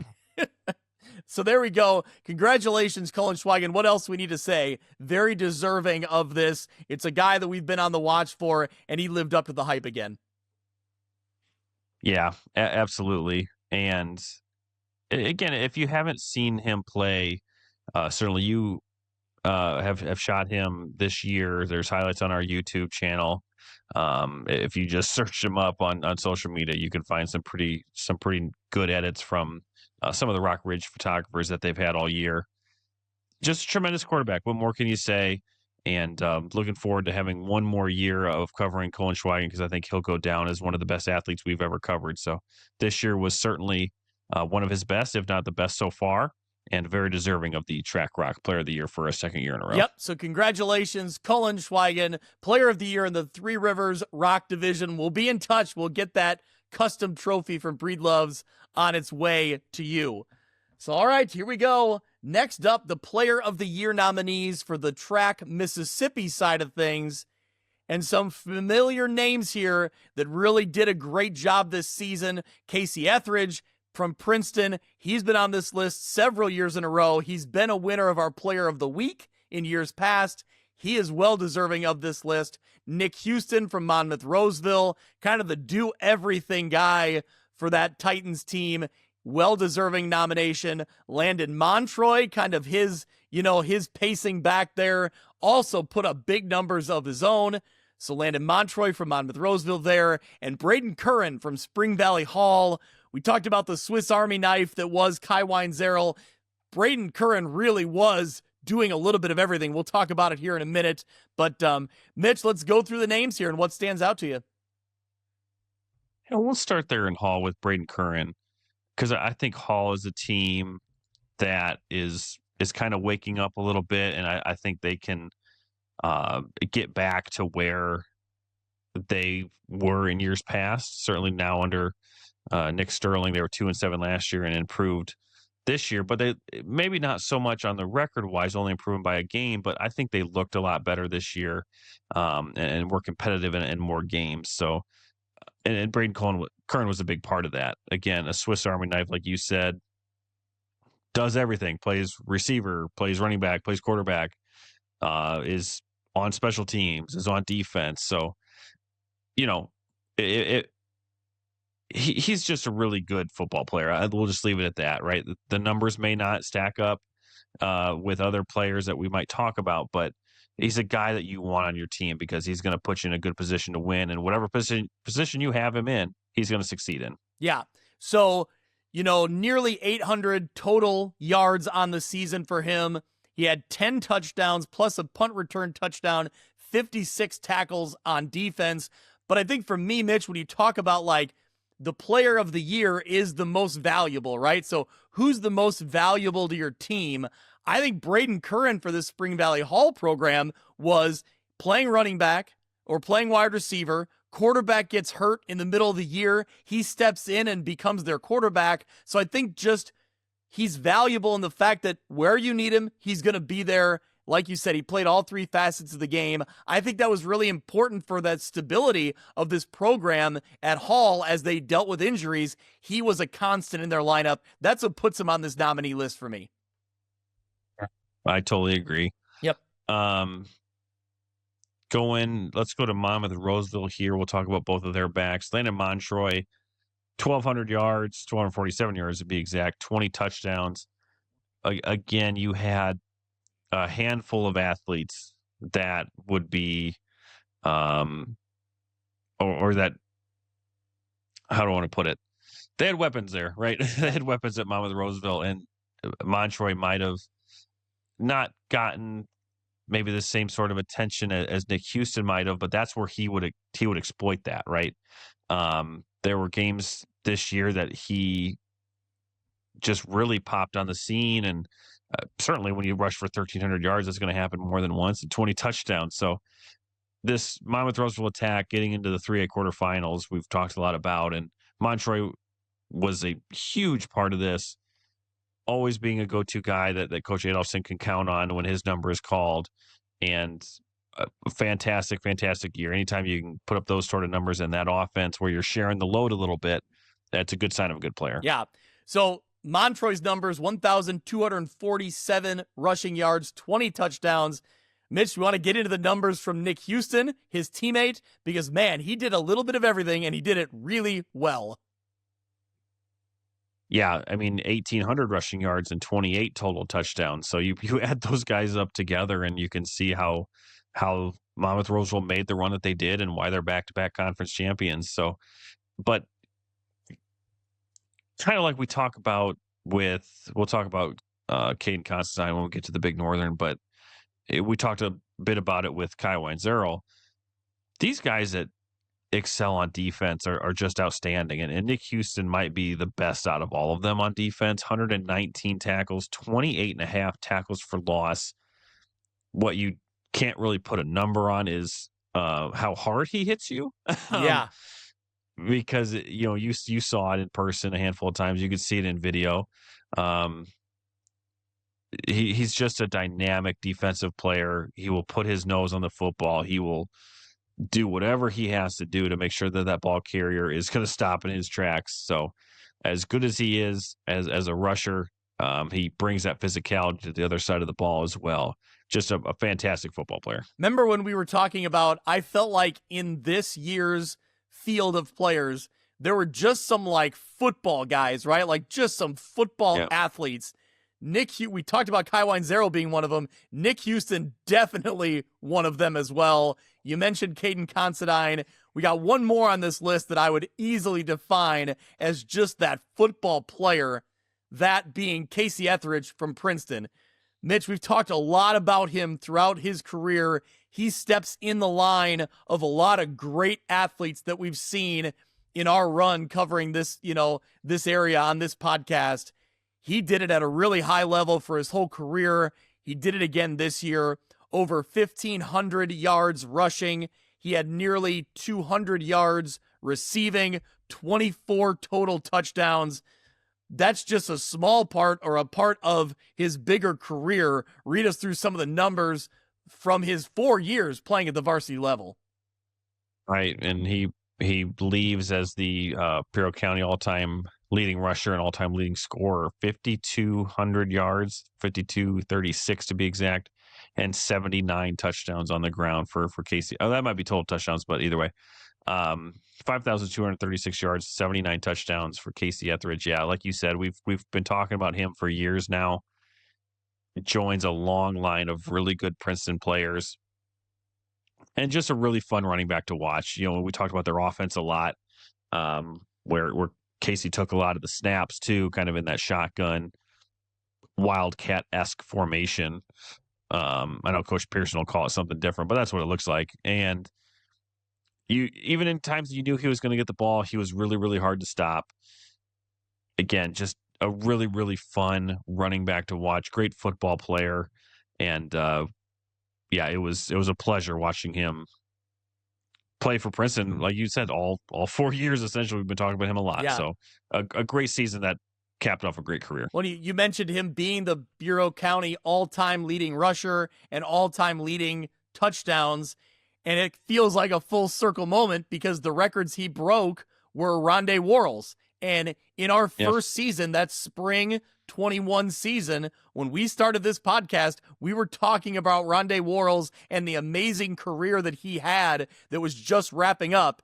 And then a couple years later, we're talking about a freshman who looked really good and caught our attention, and it's Casey Etheridge, and now here we are. So it's been fun to watch that all play out. And, the question is, who's next at Princeton, right? It feels like there's always somebody that's next in line to take over. So that's what's the fun thing to watch here. So, all right, Those are the nominees for the Track Mississippi Player of the Year: Casey Etheridge from Princeton, Nick Houston from Monmouth-Roseville, Landon Montroy from Monmouth-Roseville, and Braden Curran from Hall.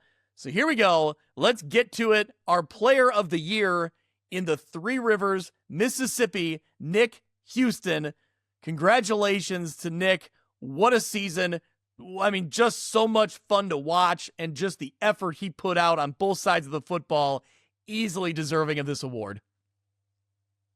Yeah, well, like you mentioned, the ultimate football guy, right? Just fun to watch on both sides of the ball, was going to excel on both sides.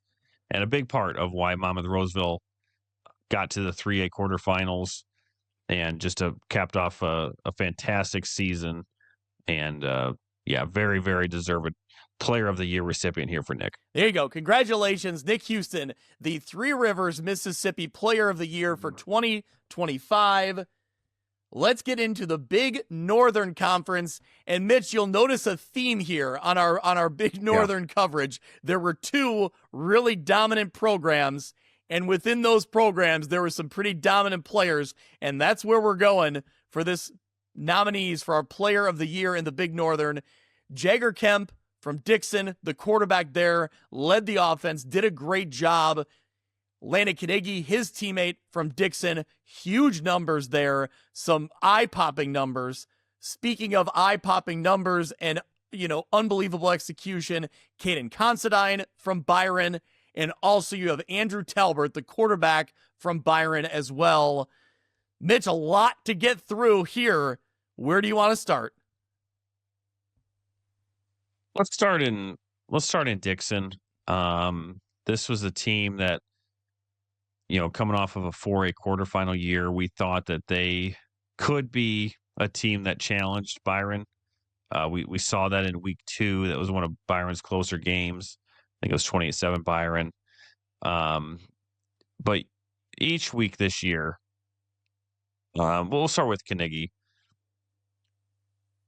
because the numbers that he was putting up are just insane. He averaged almost 13 yards a carry, over 200 yards a game.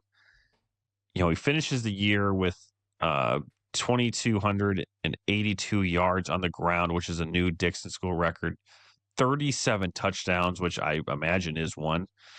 He had a receiving touchdown. He had 2 punt returns for touchdowns to bring his season total to 40. So in any other conference we cover, this is a just no doubt about it Player of the Year, because he was so fun to watch. I remember watching the playoff game there against Coal City, and it was just every time he touched the ball, you thought he was going to do something special, and a lot of times that he did, with as we mentioned, 13 yards a carry, and just a dynamic player. If it wasn't him, it was his quarterback, Jagger Kemp, making the plays. 820 yards passing, 13 touchdowns. But he also got a lot done on the ground, 334 rushing yards and 9 touchdowns. So we talked about the Dixon defense being really good this year, which they were. This Dixon offense was really good. And even in that loss to Coal City, I think it was 49-42 or whatever that was, you saw how dynamic this group was on offense, and it was led by these two guys. So a very fun year to cover both Jagger and Landon, and they're very, very well deserving to be here as finalists in the Big Northern Player of the Year. Yeah, no doubt about it. That Dixon program led by those two. On the flip side of things, this Byron program, which we've already talked about, how much they impressed us and what they did this season. You had Andrew Talbert and Caden Considine. Andrew Talbert running the offense as a quarterback, using his speed on both sides of the ball, on offense and on defense. And then Caden Considine, unbelievable, career, and what a senior season. What a memorable state championship game for him to cap off a remarkable career. 2,119 yards rushing, 40 touchdowns. He also had 227 yards receiving as well. So that's a total of 2,346 yards with those 40 touchdowns, like we said. But on the defensive side of the ball, 84 tackles, 3 interceptions, and maybe the biggest play of his season was the final play on defense, getting that stop, ending Unity's drive at the about 5-yard line to seal that state championship. It just felt like the perfect ending to what has been a remarkable career. Absolutely. And, kind of going back to Talbert, where they don't throw a lot at Byron, certainly. When they do, they're very efficient. We saw that in the state championship game with a couple touchdown throws to Cole Aiken. But when you watch Talbert run, he's a physical quarterback. He's one that's going to seek kind of contact. We saw that in the Richmond Burton game. Called his number a lot on 2-point conversions as well. And so if Constantine wasn't the guy of the game, which, I mean, a lot of times he was, right? But Talbert proved to be one of their weapons that you always had to account for. And even if he didn't have the amount of rushes or the amount of yards or whatever, when he did get the ball, he was going to make the most of it. And he was fun to watch. Just going back to that Richmond Burton game, he certainly shined in the state championship game again. Not going to throw it a lot, but they got those 2 early passing touchdowns. And he's just a tremendous quarterback, and we get to cover him another year, so that's a lot of fun. But these 4 guys, man, out of any conference, maybe the most talent kind of resides. The NUIC has something to say about that, I'm sure, but these 4 finalists here in the Big Northern were so much fun to watch this year. Yeah, I mean, I didn't want to, exclude other teams from the Big Northern, but it just felt like these 4 were so impactful and playing at such a high level, you couldn't leave them off. You had to put all 4 of these guys on the list.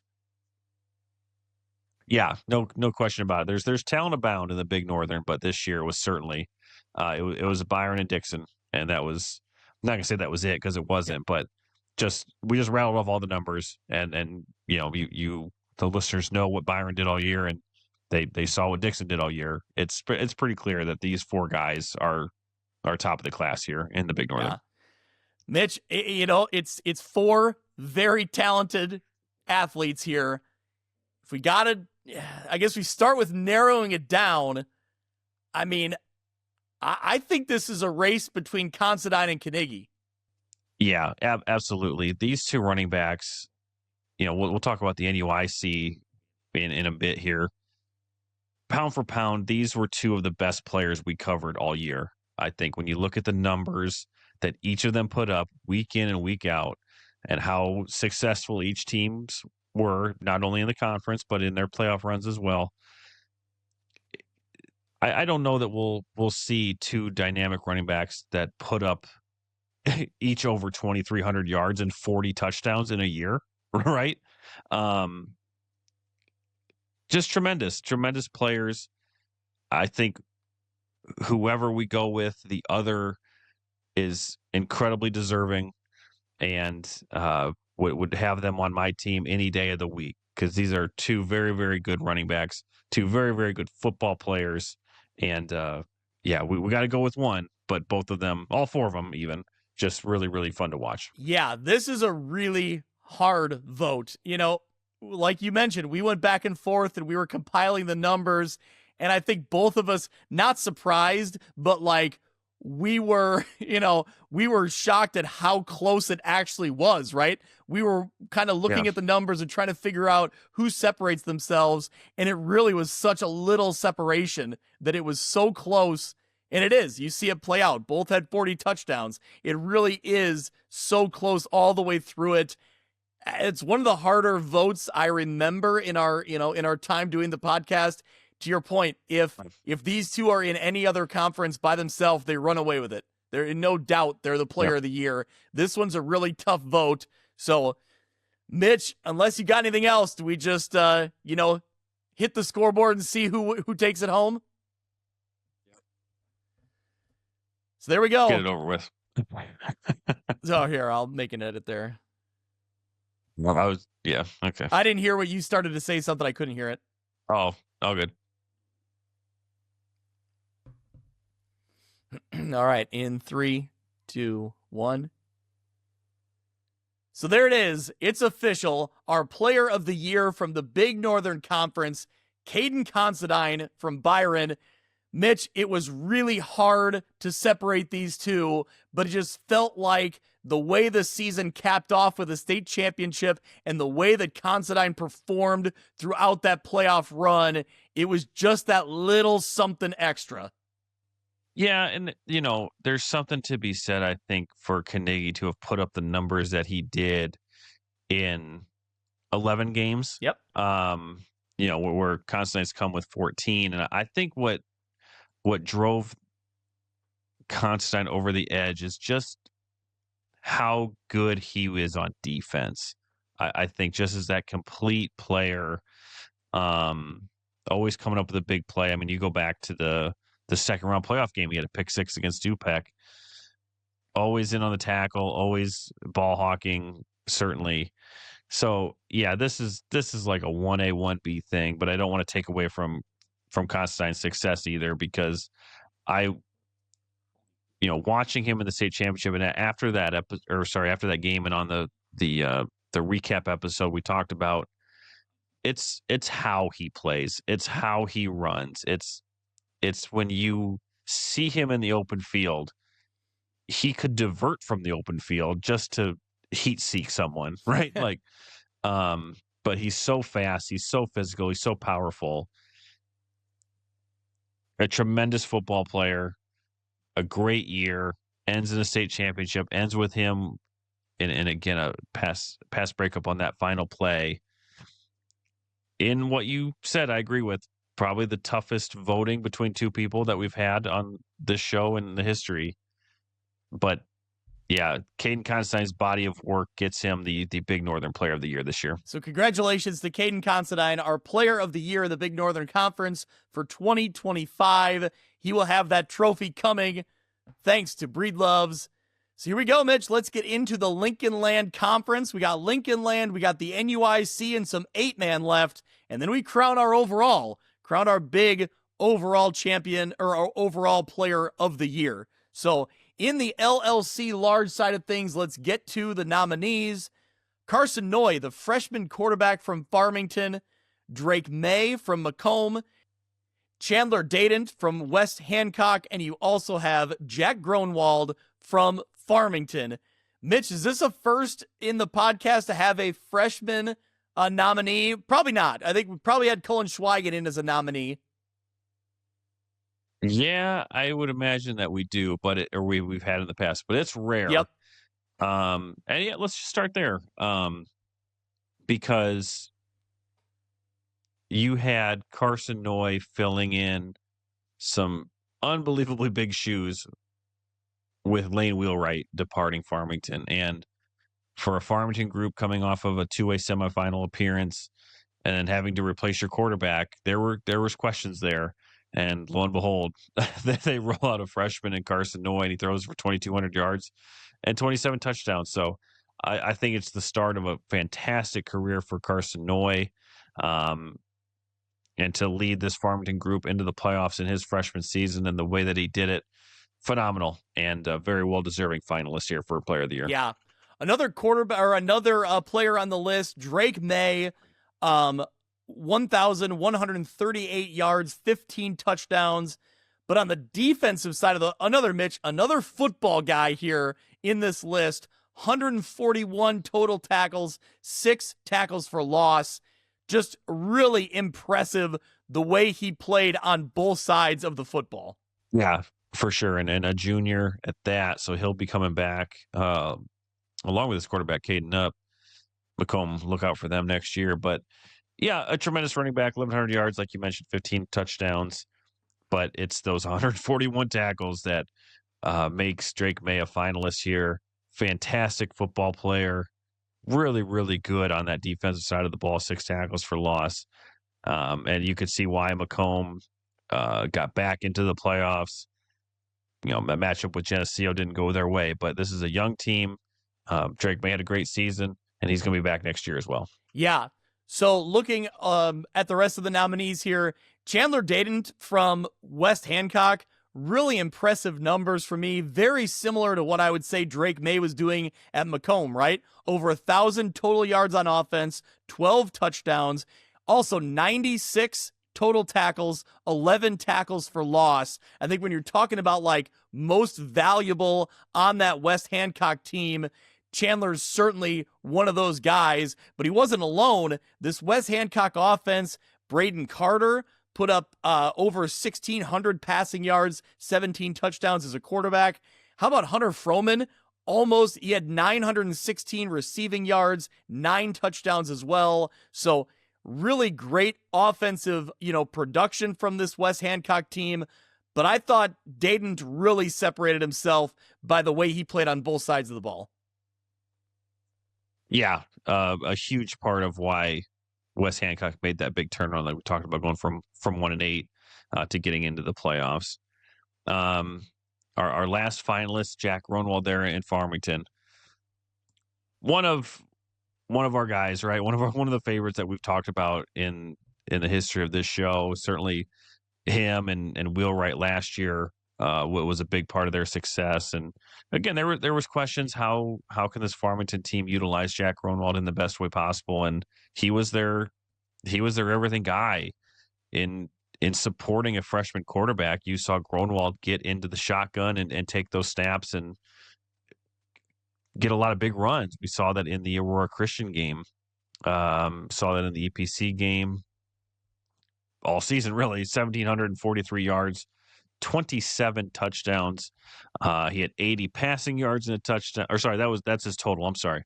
80 passing yards and a touchdown. He had 481 rushing yards and 11 touchdowns, 945 receiving touchdowns and 14 touchdowns. So you put all of that together, 1,743 all-purpose yards, 27 touchdowns on the year for Jack. Also 111 tackles on defense. So 4 really good football guys here, Greg. Again, a theme, Mitch. Football guys. You're picking up on it here. You can tell a lot of these guys, really impressive. So there we go. Carson Noy from Farmington, Drake May from Macomb, Chandler Dayton from West Hancock, and Jack Gronwald from Farmington. Without any further ado, let's crown our Player of the Year in the LLC Large. And there it is, Jack Gronwald from Farmington. He is our Player of the Year in the Lincoln Land Large side of things. Congratulations to him. Great season. Mitch, just a fun athlete to watch on a football field. When they needed a play on offense or defense, you were going to find Jack Gronwald on the field. He was going to be making that play. Yeah, that's exactly right. Like I said, in those couple playoff games, when he took the snaps under center and just ran the ball, it was everyone get, make way for Jack sort of thing. And fun player to watch. You can see why he's going. I believe he's going to North Dakota. You can see the type of athlete that he is and the type of player that he can be at the next level as well. So we'll miss covering him. Fun to watch. And very deserved here to be at least the third Farmington player in a row to win this award after Lane Wheelwright won the last 2. So congratulations to Jack, Player of the Year in the Lincoln Land Large. Yep, no doubt about it. All right, well, let's stay in the Lincoln Land. Let's go to the small side of things, the small division. Our Player of the Year nominees: Caden Sarnes from Princeville, Maddox Heitzler from Anawan Weathersfield, Rylan Reimolds from Rushville Industry, and Ben Browning from Stark County. So, Mitch, there's the list of the names. What stands out to you in this group?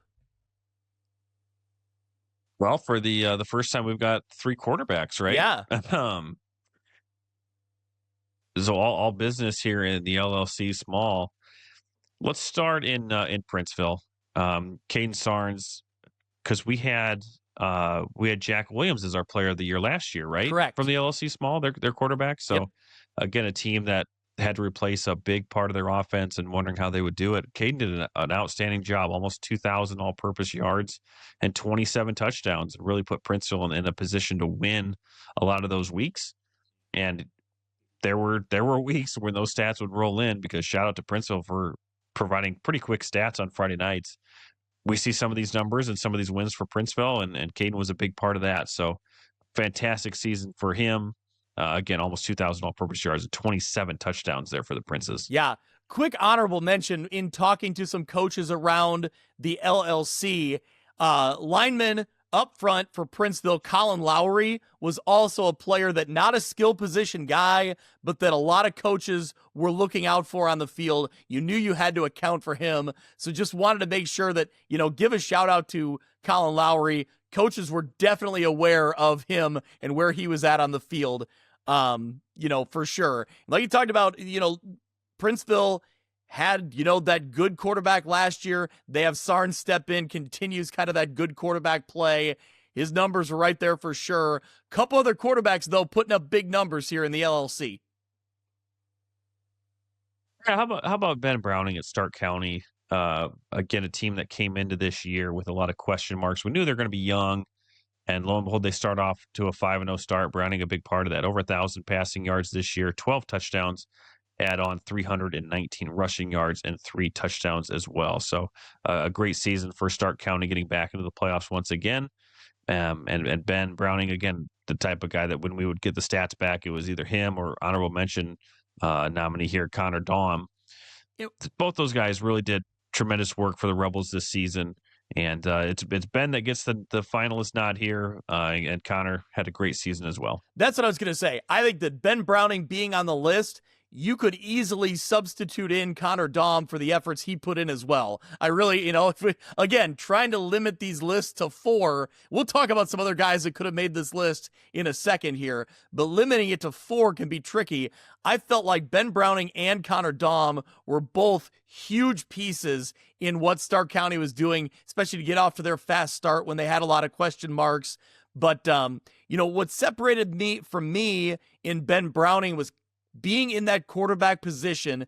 That's where you really want that foundation, right? That guy's going to have the ball in his hands almost every snap on offense. You want to make sure that position is settled in, and I felt like we had that answer right away, knowing that Ben Browning was there for that Stark County Rebels team. So that's kind of what separated it for me. Connor Daum had a great season. Like you mentioned, 741 receiving yards, 11 touchdowns, 150 rushing yards, 3 touchdowns, another 2 kickoff return touchdowns. So both really good athletes for the Rebels. We'll give Ben Browning the slight nod here, but both played really well.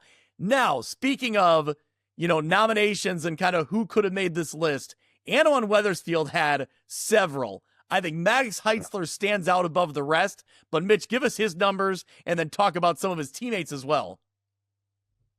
Yeah, Maddox, just with those dual threat guys, 1,414 rushing yards, 25 touchdowns, 615 passing yards, and 6 touchdowns. So, again, going to do some Illinois public math here. Over 2,000 all-purpose yards and 31 touchdowns. Also 3 interceptions on defense. So, at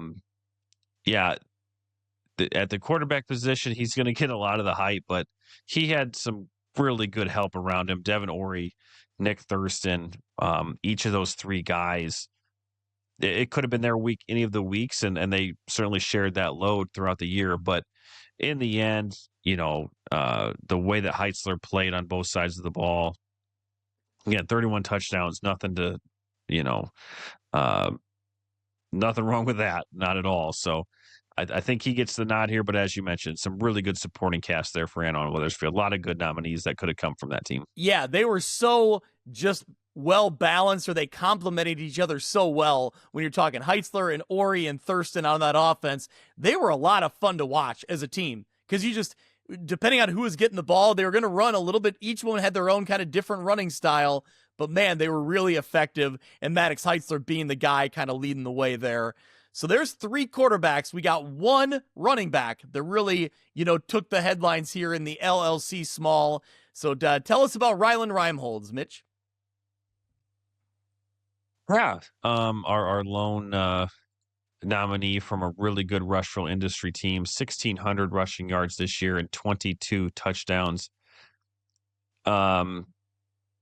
Just their number 1 back. They kind of had a split role here, but Ryland had a lot of big games this season and got the Rockets back into the playoffs once again. A great season for Rushville Industry, and a great year for Reimholz again. You can't stick your nose at 1,600 yards and 22 touchdowns. So great year for Reimholz, and again, the lone running back here but 4 really good finalists here in the LLC Small. 4 great finalists in the LLC Small, but there can only be one.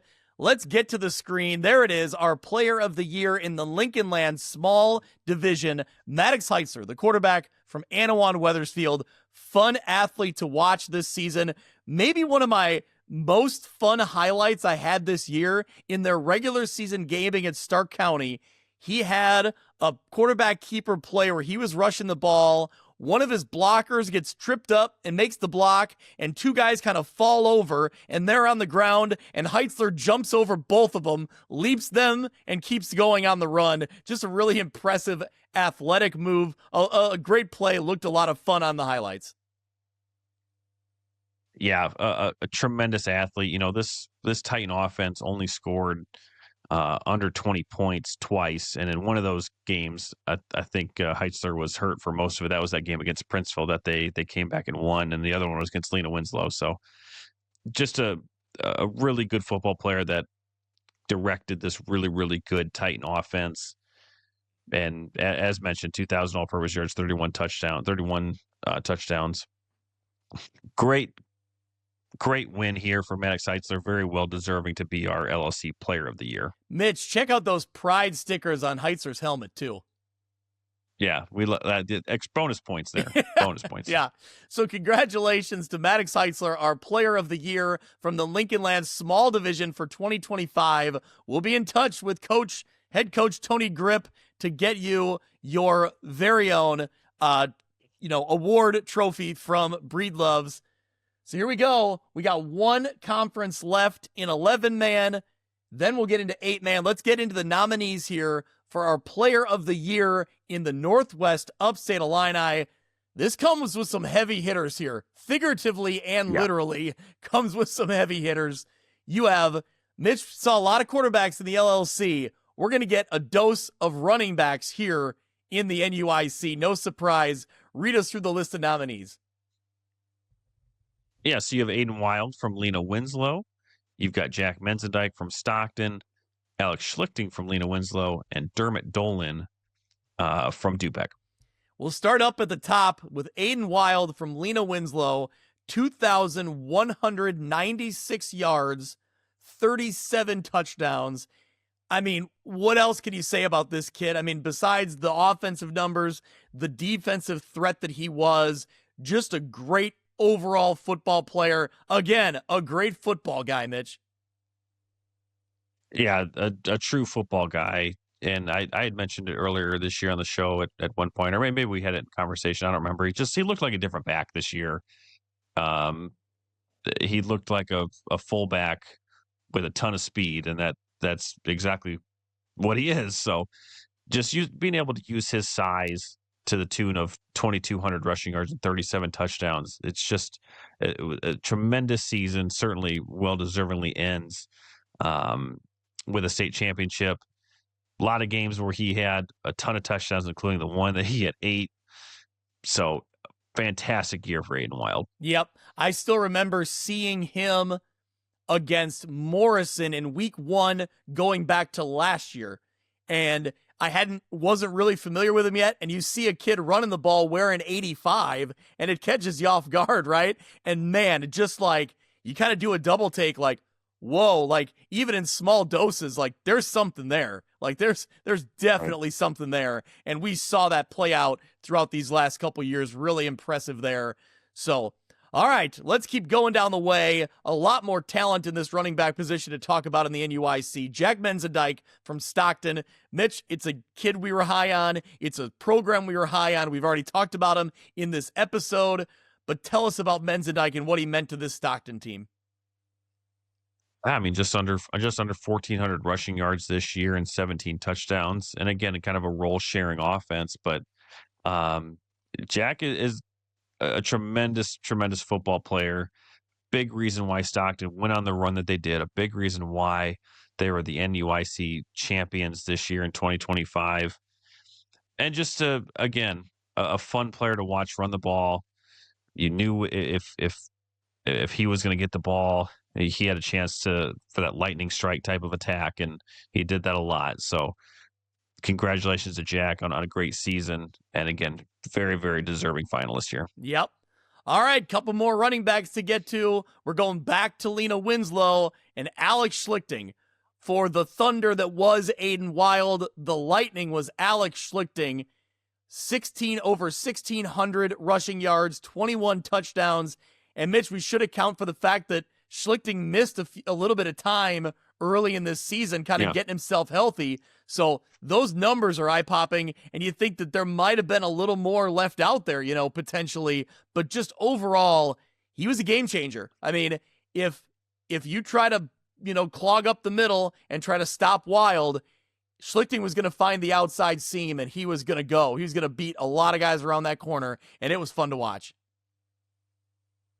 Yeah, absolutely. And you weren't in the room for this at the state championship, but I'm going to toot my horn here, where it was the second quarter and Lee Wynn was on the far side of the field.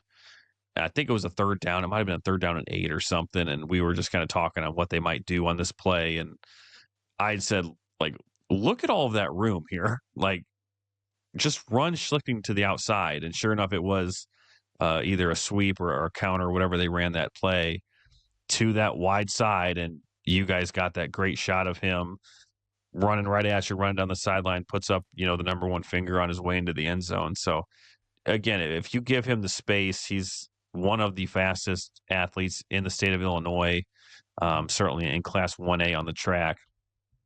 And that speed translates to the football field, and you saw it a lot. So for 1,600 yards and not a full season and 21 touchdowns, a tremendous season. And again, very, very well deserved that it ended with a state championship. Yeah, I just felt like, again, we've talked about it with several other guys on this list, but when he touched the ball, you had your eyes open, right? Because you thought something explosive, something fun was about to happen. And I know the old joke is fun for who? Maybe not fun for the defenses, but fun for my highlight purposes because he was going to put on a show usually. Yeah, totally. And one more fun running back in the Northwest Upstate Illini. I loved watching Dermot Dolan run the ball.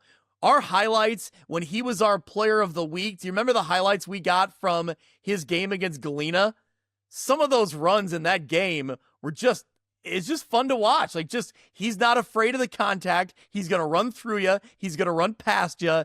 He carried the load. Him and Lucas Russell carried the load for that Dupec team that, let's be honest, they had some questions, right? Coming into the year, they looked a little different on offense, but man, very effective, and Dolan led the way.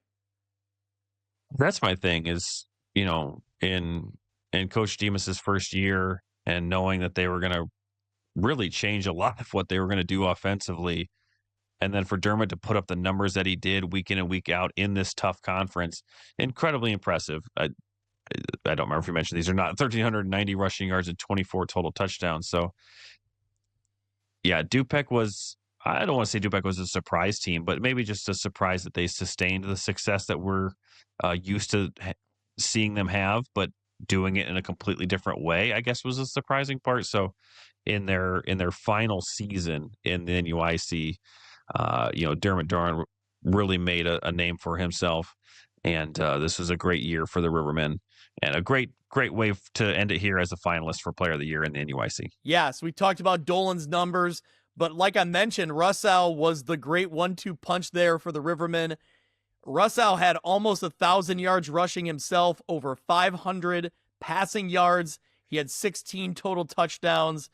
So, he was, a great player in his own right, trying to fit 4 into this list. A couple names I also don't want to leave off. We were talking quarterbacks.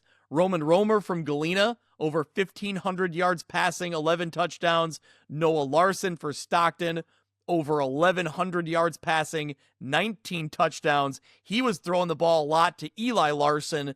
Really great connection they had. But obviously Menzadike, gets on this list for very good reason. So, all right, Mitch, we got to start breaking it down here. This is another really tough group of 4 to try to separate. Yeah, I don't think we could go wrong here. Kind of this is the big Northern problem where in any other conference, these guys would be favored, I think, as well. So again, it's talent abound in the NUIC. we have to pick one, but all four of these guys, just tremendous football players. All four were really, really fun to watch this year. Yep.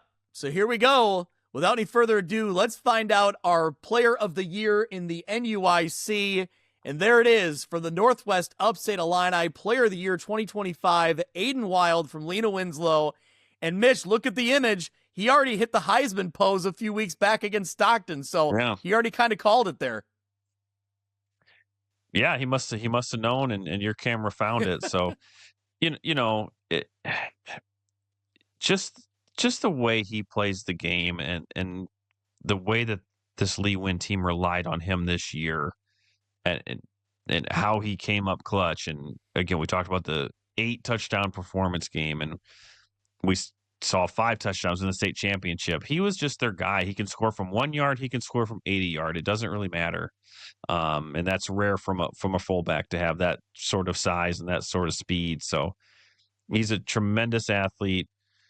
Really thought that he took a step forward this year, and you could see it on the field. So you can't go wrong with any of those 4 guys, I don't think. But in the end, Aiden Wild is a very, very good, very, very deserving player of the year here in the NUIC for 2025. Yeah, I think just the pushing over 2,000 yards is that separator, and obviously the 37 touchdowns, but just the way that he was being called on to be that workhorse game in and game out, and he was producing. He was always getting yards, always falling forward for the extra 1 or 2 yards.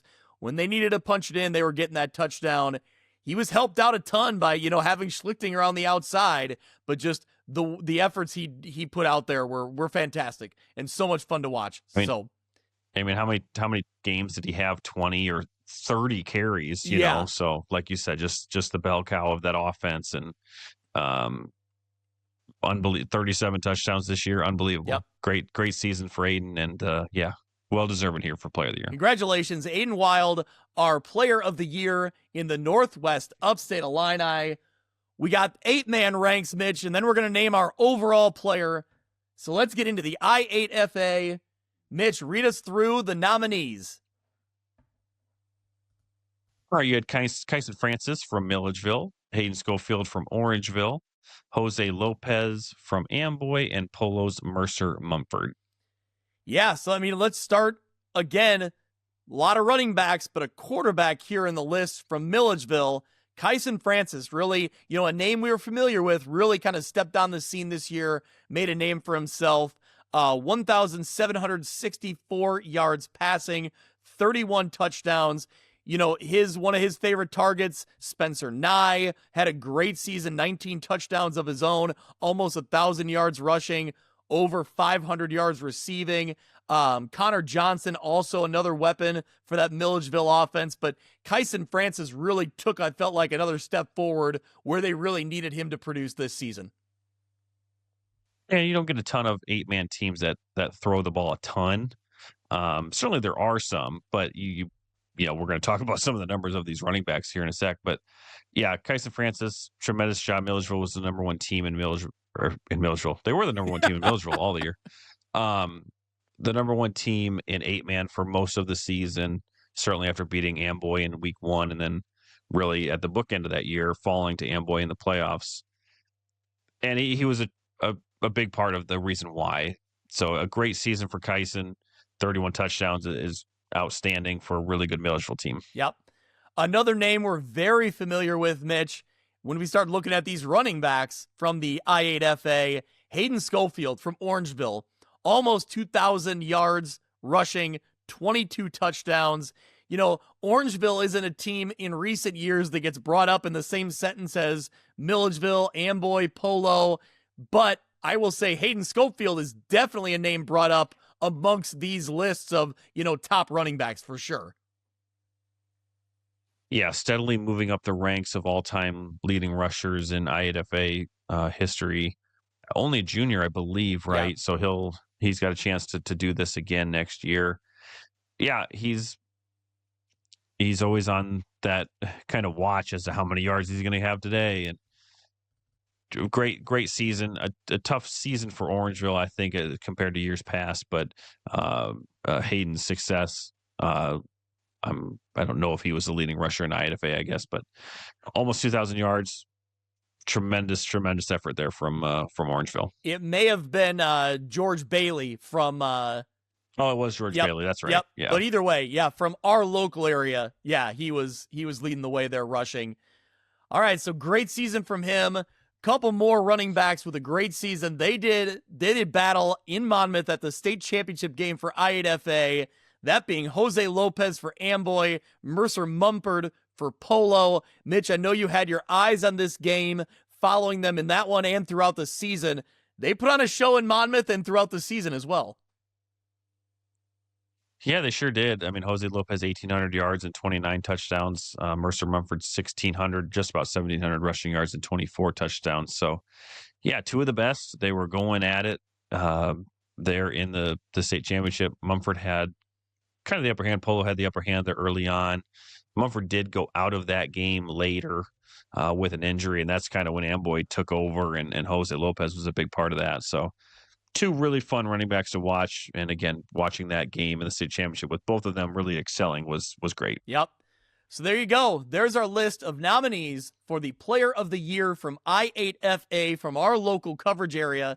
Kyson Francis from Milledgeville, Hayden Schofield from Orangeville, Jose Lopez from Amboy, and Mercer Mumford from Polo.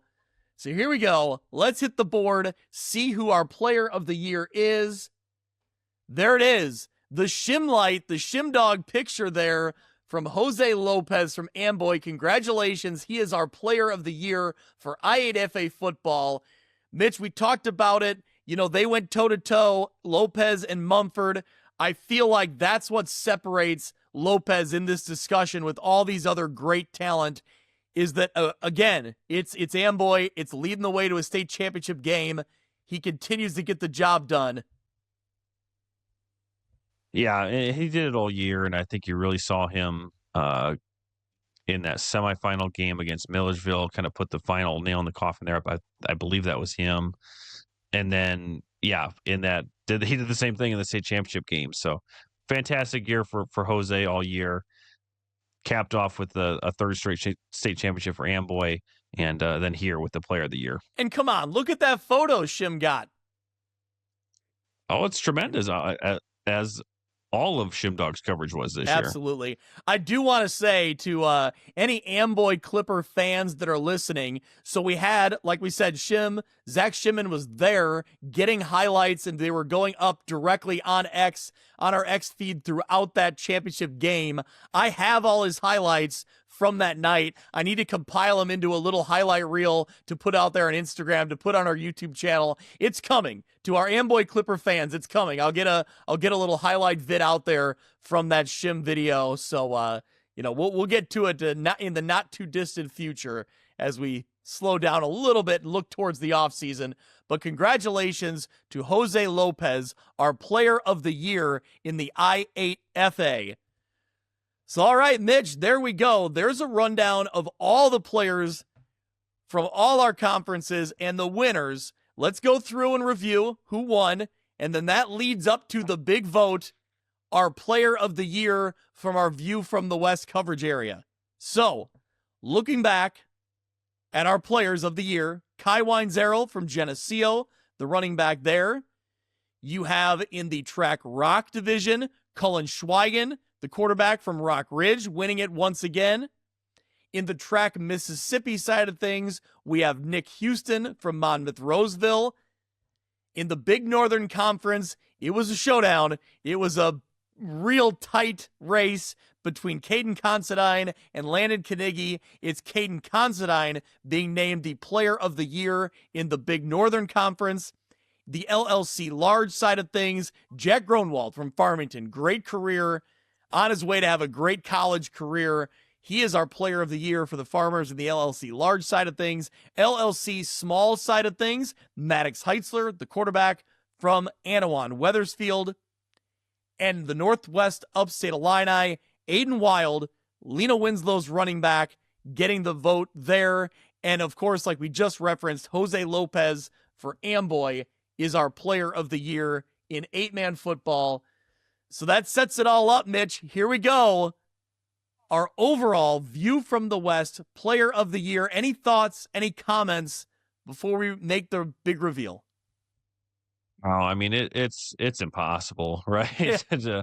to think that you are picking the right one, because we just rattled off some really, really good names and players that I would have on my team any day of the week, and I think their coaches know that too. So, you know, I, it's hard. It really is hard when you narrow once you narrow it down to narrowing down the conferences is tough, and then once you take the winners of each conference and then put them in a separate group, it gets even worse. So these are tremendous players with tremendous seasons. We're going to pick one. I do think it's a very deserved recipient of this award for everything that he did, but I don't want that to take away anything from these winners of their respective conferences and finalists for Player of the Year, because it was a fun season. There was a lot of great individual performances. We had a lot of great team performances. But yeah, I'm ready to crown our Player of the Year for 2025. All right. Yeah, you said it. It's hard. There's a lot of great talent here and a lot of players that, caught our attention, whether it was through stats, whether it was through their highlights, just seeing them on the football field. A lot of true football guys, which I think is a ton of fun this go around. Just a lot of great athletes on both sides of the ball. I think this guy separated himself above the rest on both sides of the football. The way he played, his physical style, the way he played so fast, and the way he led his team to greatness. Mitch, I think it's time to award our Player of the Year for the View from the West podcast to Caden Considine from the Byron Tigers. There it is. Congratulations to Caden. He is our Player of the Year for 2025. Mitch, it's a great year to bring Byron in. And man, that season from Caden Considine, capped off with the state championship game, was a ton of fun to follow. It was. And, to kind of echo Coach Boyer's comments that he thinks that Caden will go down as one of, if not the best player to come through Byron High School. That's high praise. That's incredibly high praise. Especially when you're comparing him against his dad, right? Yeah. Right. Who went on to win Super Bowls. But if you've seen him play, again, look no further than the state championship game. If you can find it, I'll do you one better. Watch the Richmond Burton game, because that was a defense from Richmond Burton that really wasn't allowing many runners to do anything against them all year. And that took Caden Constantine all of maybe a quarter and a half to expose. So, unbelievable player on both sides of the ball. We've talked enough about that, I think, on this episode, but I would encourage anyone who hasn't seen any of Caden's plays to search it up on YouTube, look up on our page. You can find it. One of the best players, I think, that will, when we look back years from now, I think we'll remember this player and what he did and this team that he was on. So we have tremendous nominees. I'm very happy that they won their respective conferences. In the end, though, I think it's a clear favor that Caden Constantine is our Player of the Year for View from the West. Yeah, congratulations to Caden Considine for the Byron Tigers, our 2025 View from the West Player of the Year. We'll have that trophy, on its way to Byron. And, I just, overall, this Byron program, a lot of fun to follow this year. Bringing in the Big Northern was great. It's great to get in with Dixon. I feel like they're a great football community to bring in. Bringing in this Byron team and kind of the ride they were on and just kind of what Considine did this year, I think, it felt like the perfect fit for our overall Player of the Year. And I'm excited to see what's next for him, right? For whatever comes next, whatever his college decision is, I think some team no matter what level it is or where it's at, is going to get a very good football player. And, like coaches talked about, like we've, heard from various people, just a great leader, right? On and off the field, that he led obviously through his stats and through his ball carrying and through his defense, but also led this team through the way he carried himself. And I think that's important as well, just to be a really good leader on and off the field. So overall, I feel really good about it. It's a tough pick, but I feel really good about where we landed here. Yeah, absolutely. And again, we have so many good players that we get to cover. And we're very fortunate in that this Northwest part of the state, in any class, in any conference, that we're always going to have great football players to talk about. This year, no different than any of the years in past. So congratulations again to all of our winners in your conferences. Congratulations to Caden Constantine on Player of the Year overall. Certainly, we talked a lot about Stockton with Coach Downey and that defense. Jose Lopez and Amboy.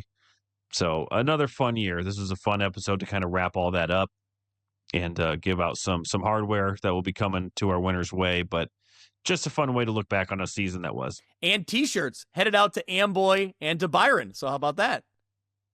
Yeah, we like that. Yeah. Mitch, can you believe it's over?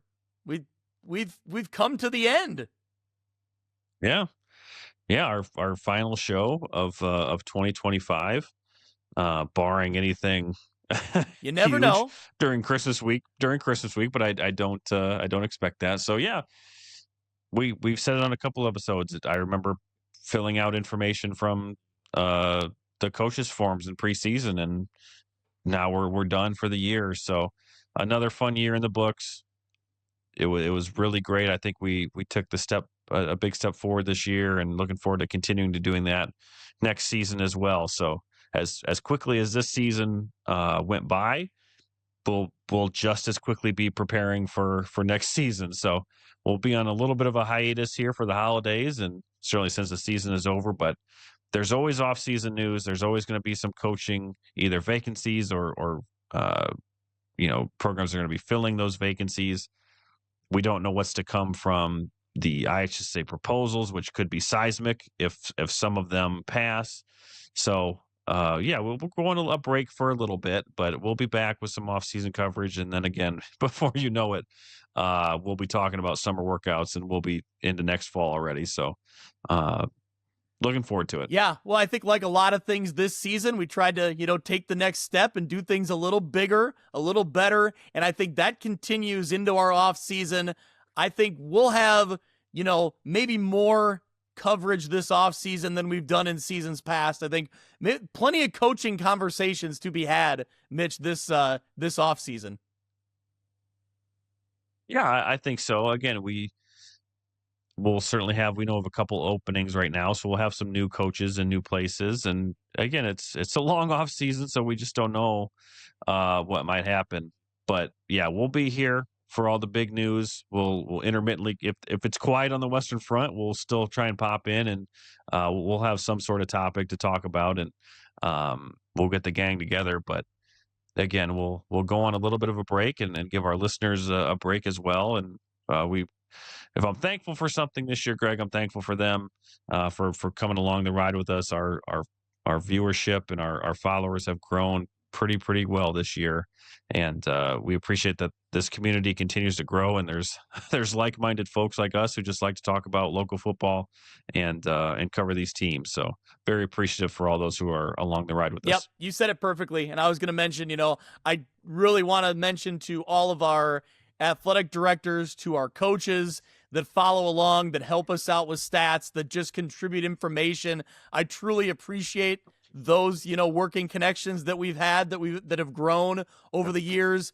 I appreciate the fan base, the growing community, like you said, of high school football fans that they think like we do, and they want to be out there on Friday nights. They want to talk about Friday nights. They want to consume it, all the time like we do. So I really appreciate that community that we're growing. I thank everyone, as I say every week, everyone who listens, everyone who follows along, everyone who subscribes. I can't thank you enough, because without the fans who tune in every Friday for the Instant Reacts, or every week for the show, or send us an email, reply to us on X, all those things, right? The show's nothing without that interaction. So truly appreciate it. I already can't wait to get those preview forms rolling, and we'll talk some off season, but I can't wait to jump back into another season. So we're not going anywhere. We're getting bigger and better every year. So Mitch, as always, thank you so much for coming along for this ride.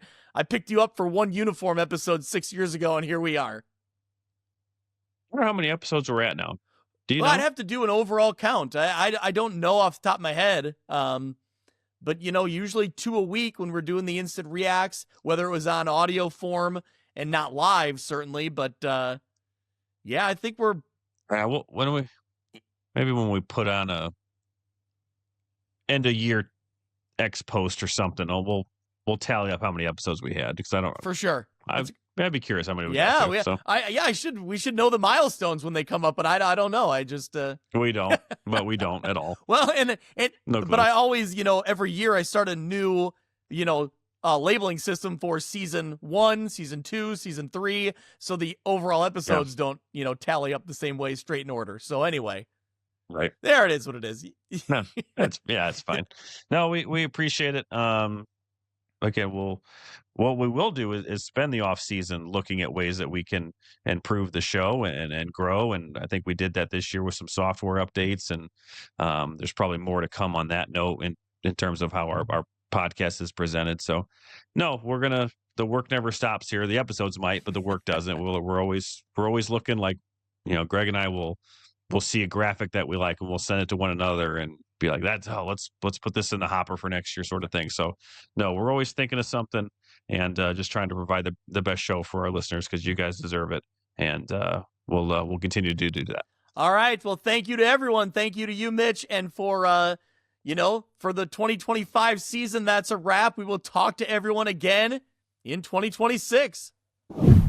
That'll do it for this week's episode of View from the West. Thank you so much for listening. I encourage you to go out to Apple Podcasts or Podbean and subscribe so you can follow along, and downloads will come automatically every week. You can follow along on Twitter at ViewFromWestPod. You can also email me if you're interested in being a sponsor, viewfromwestpod@gmail.com. Thanks so much. We'll see you next week.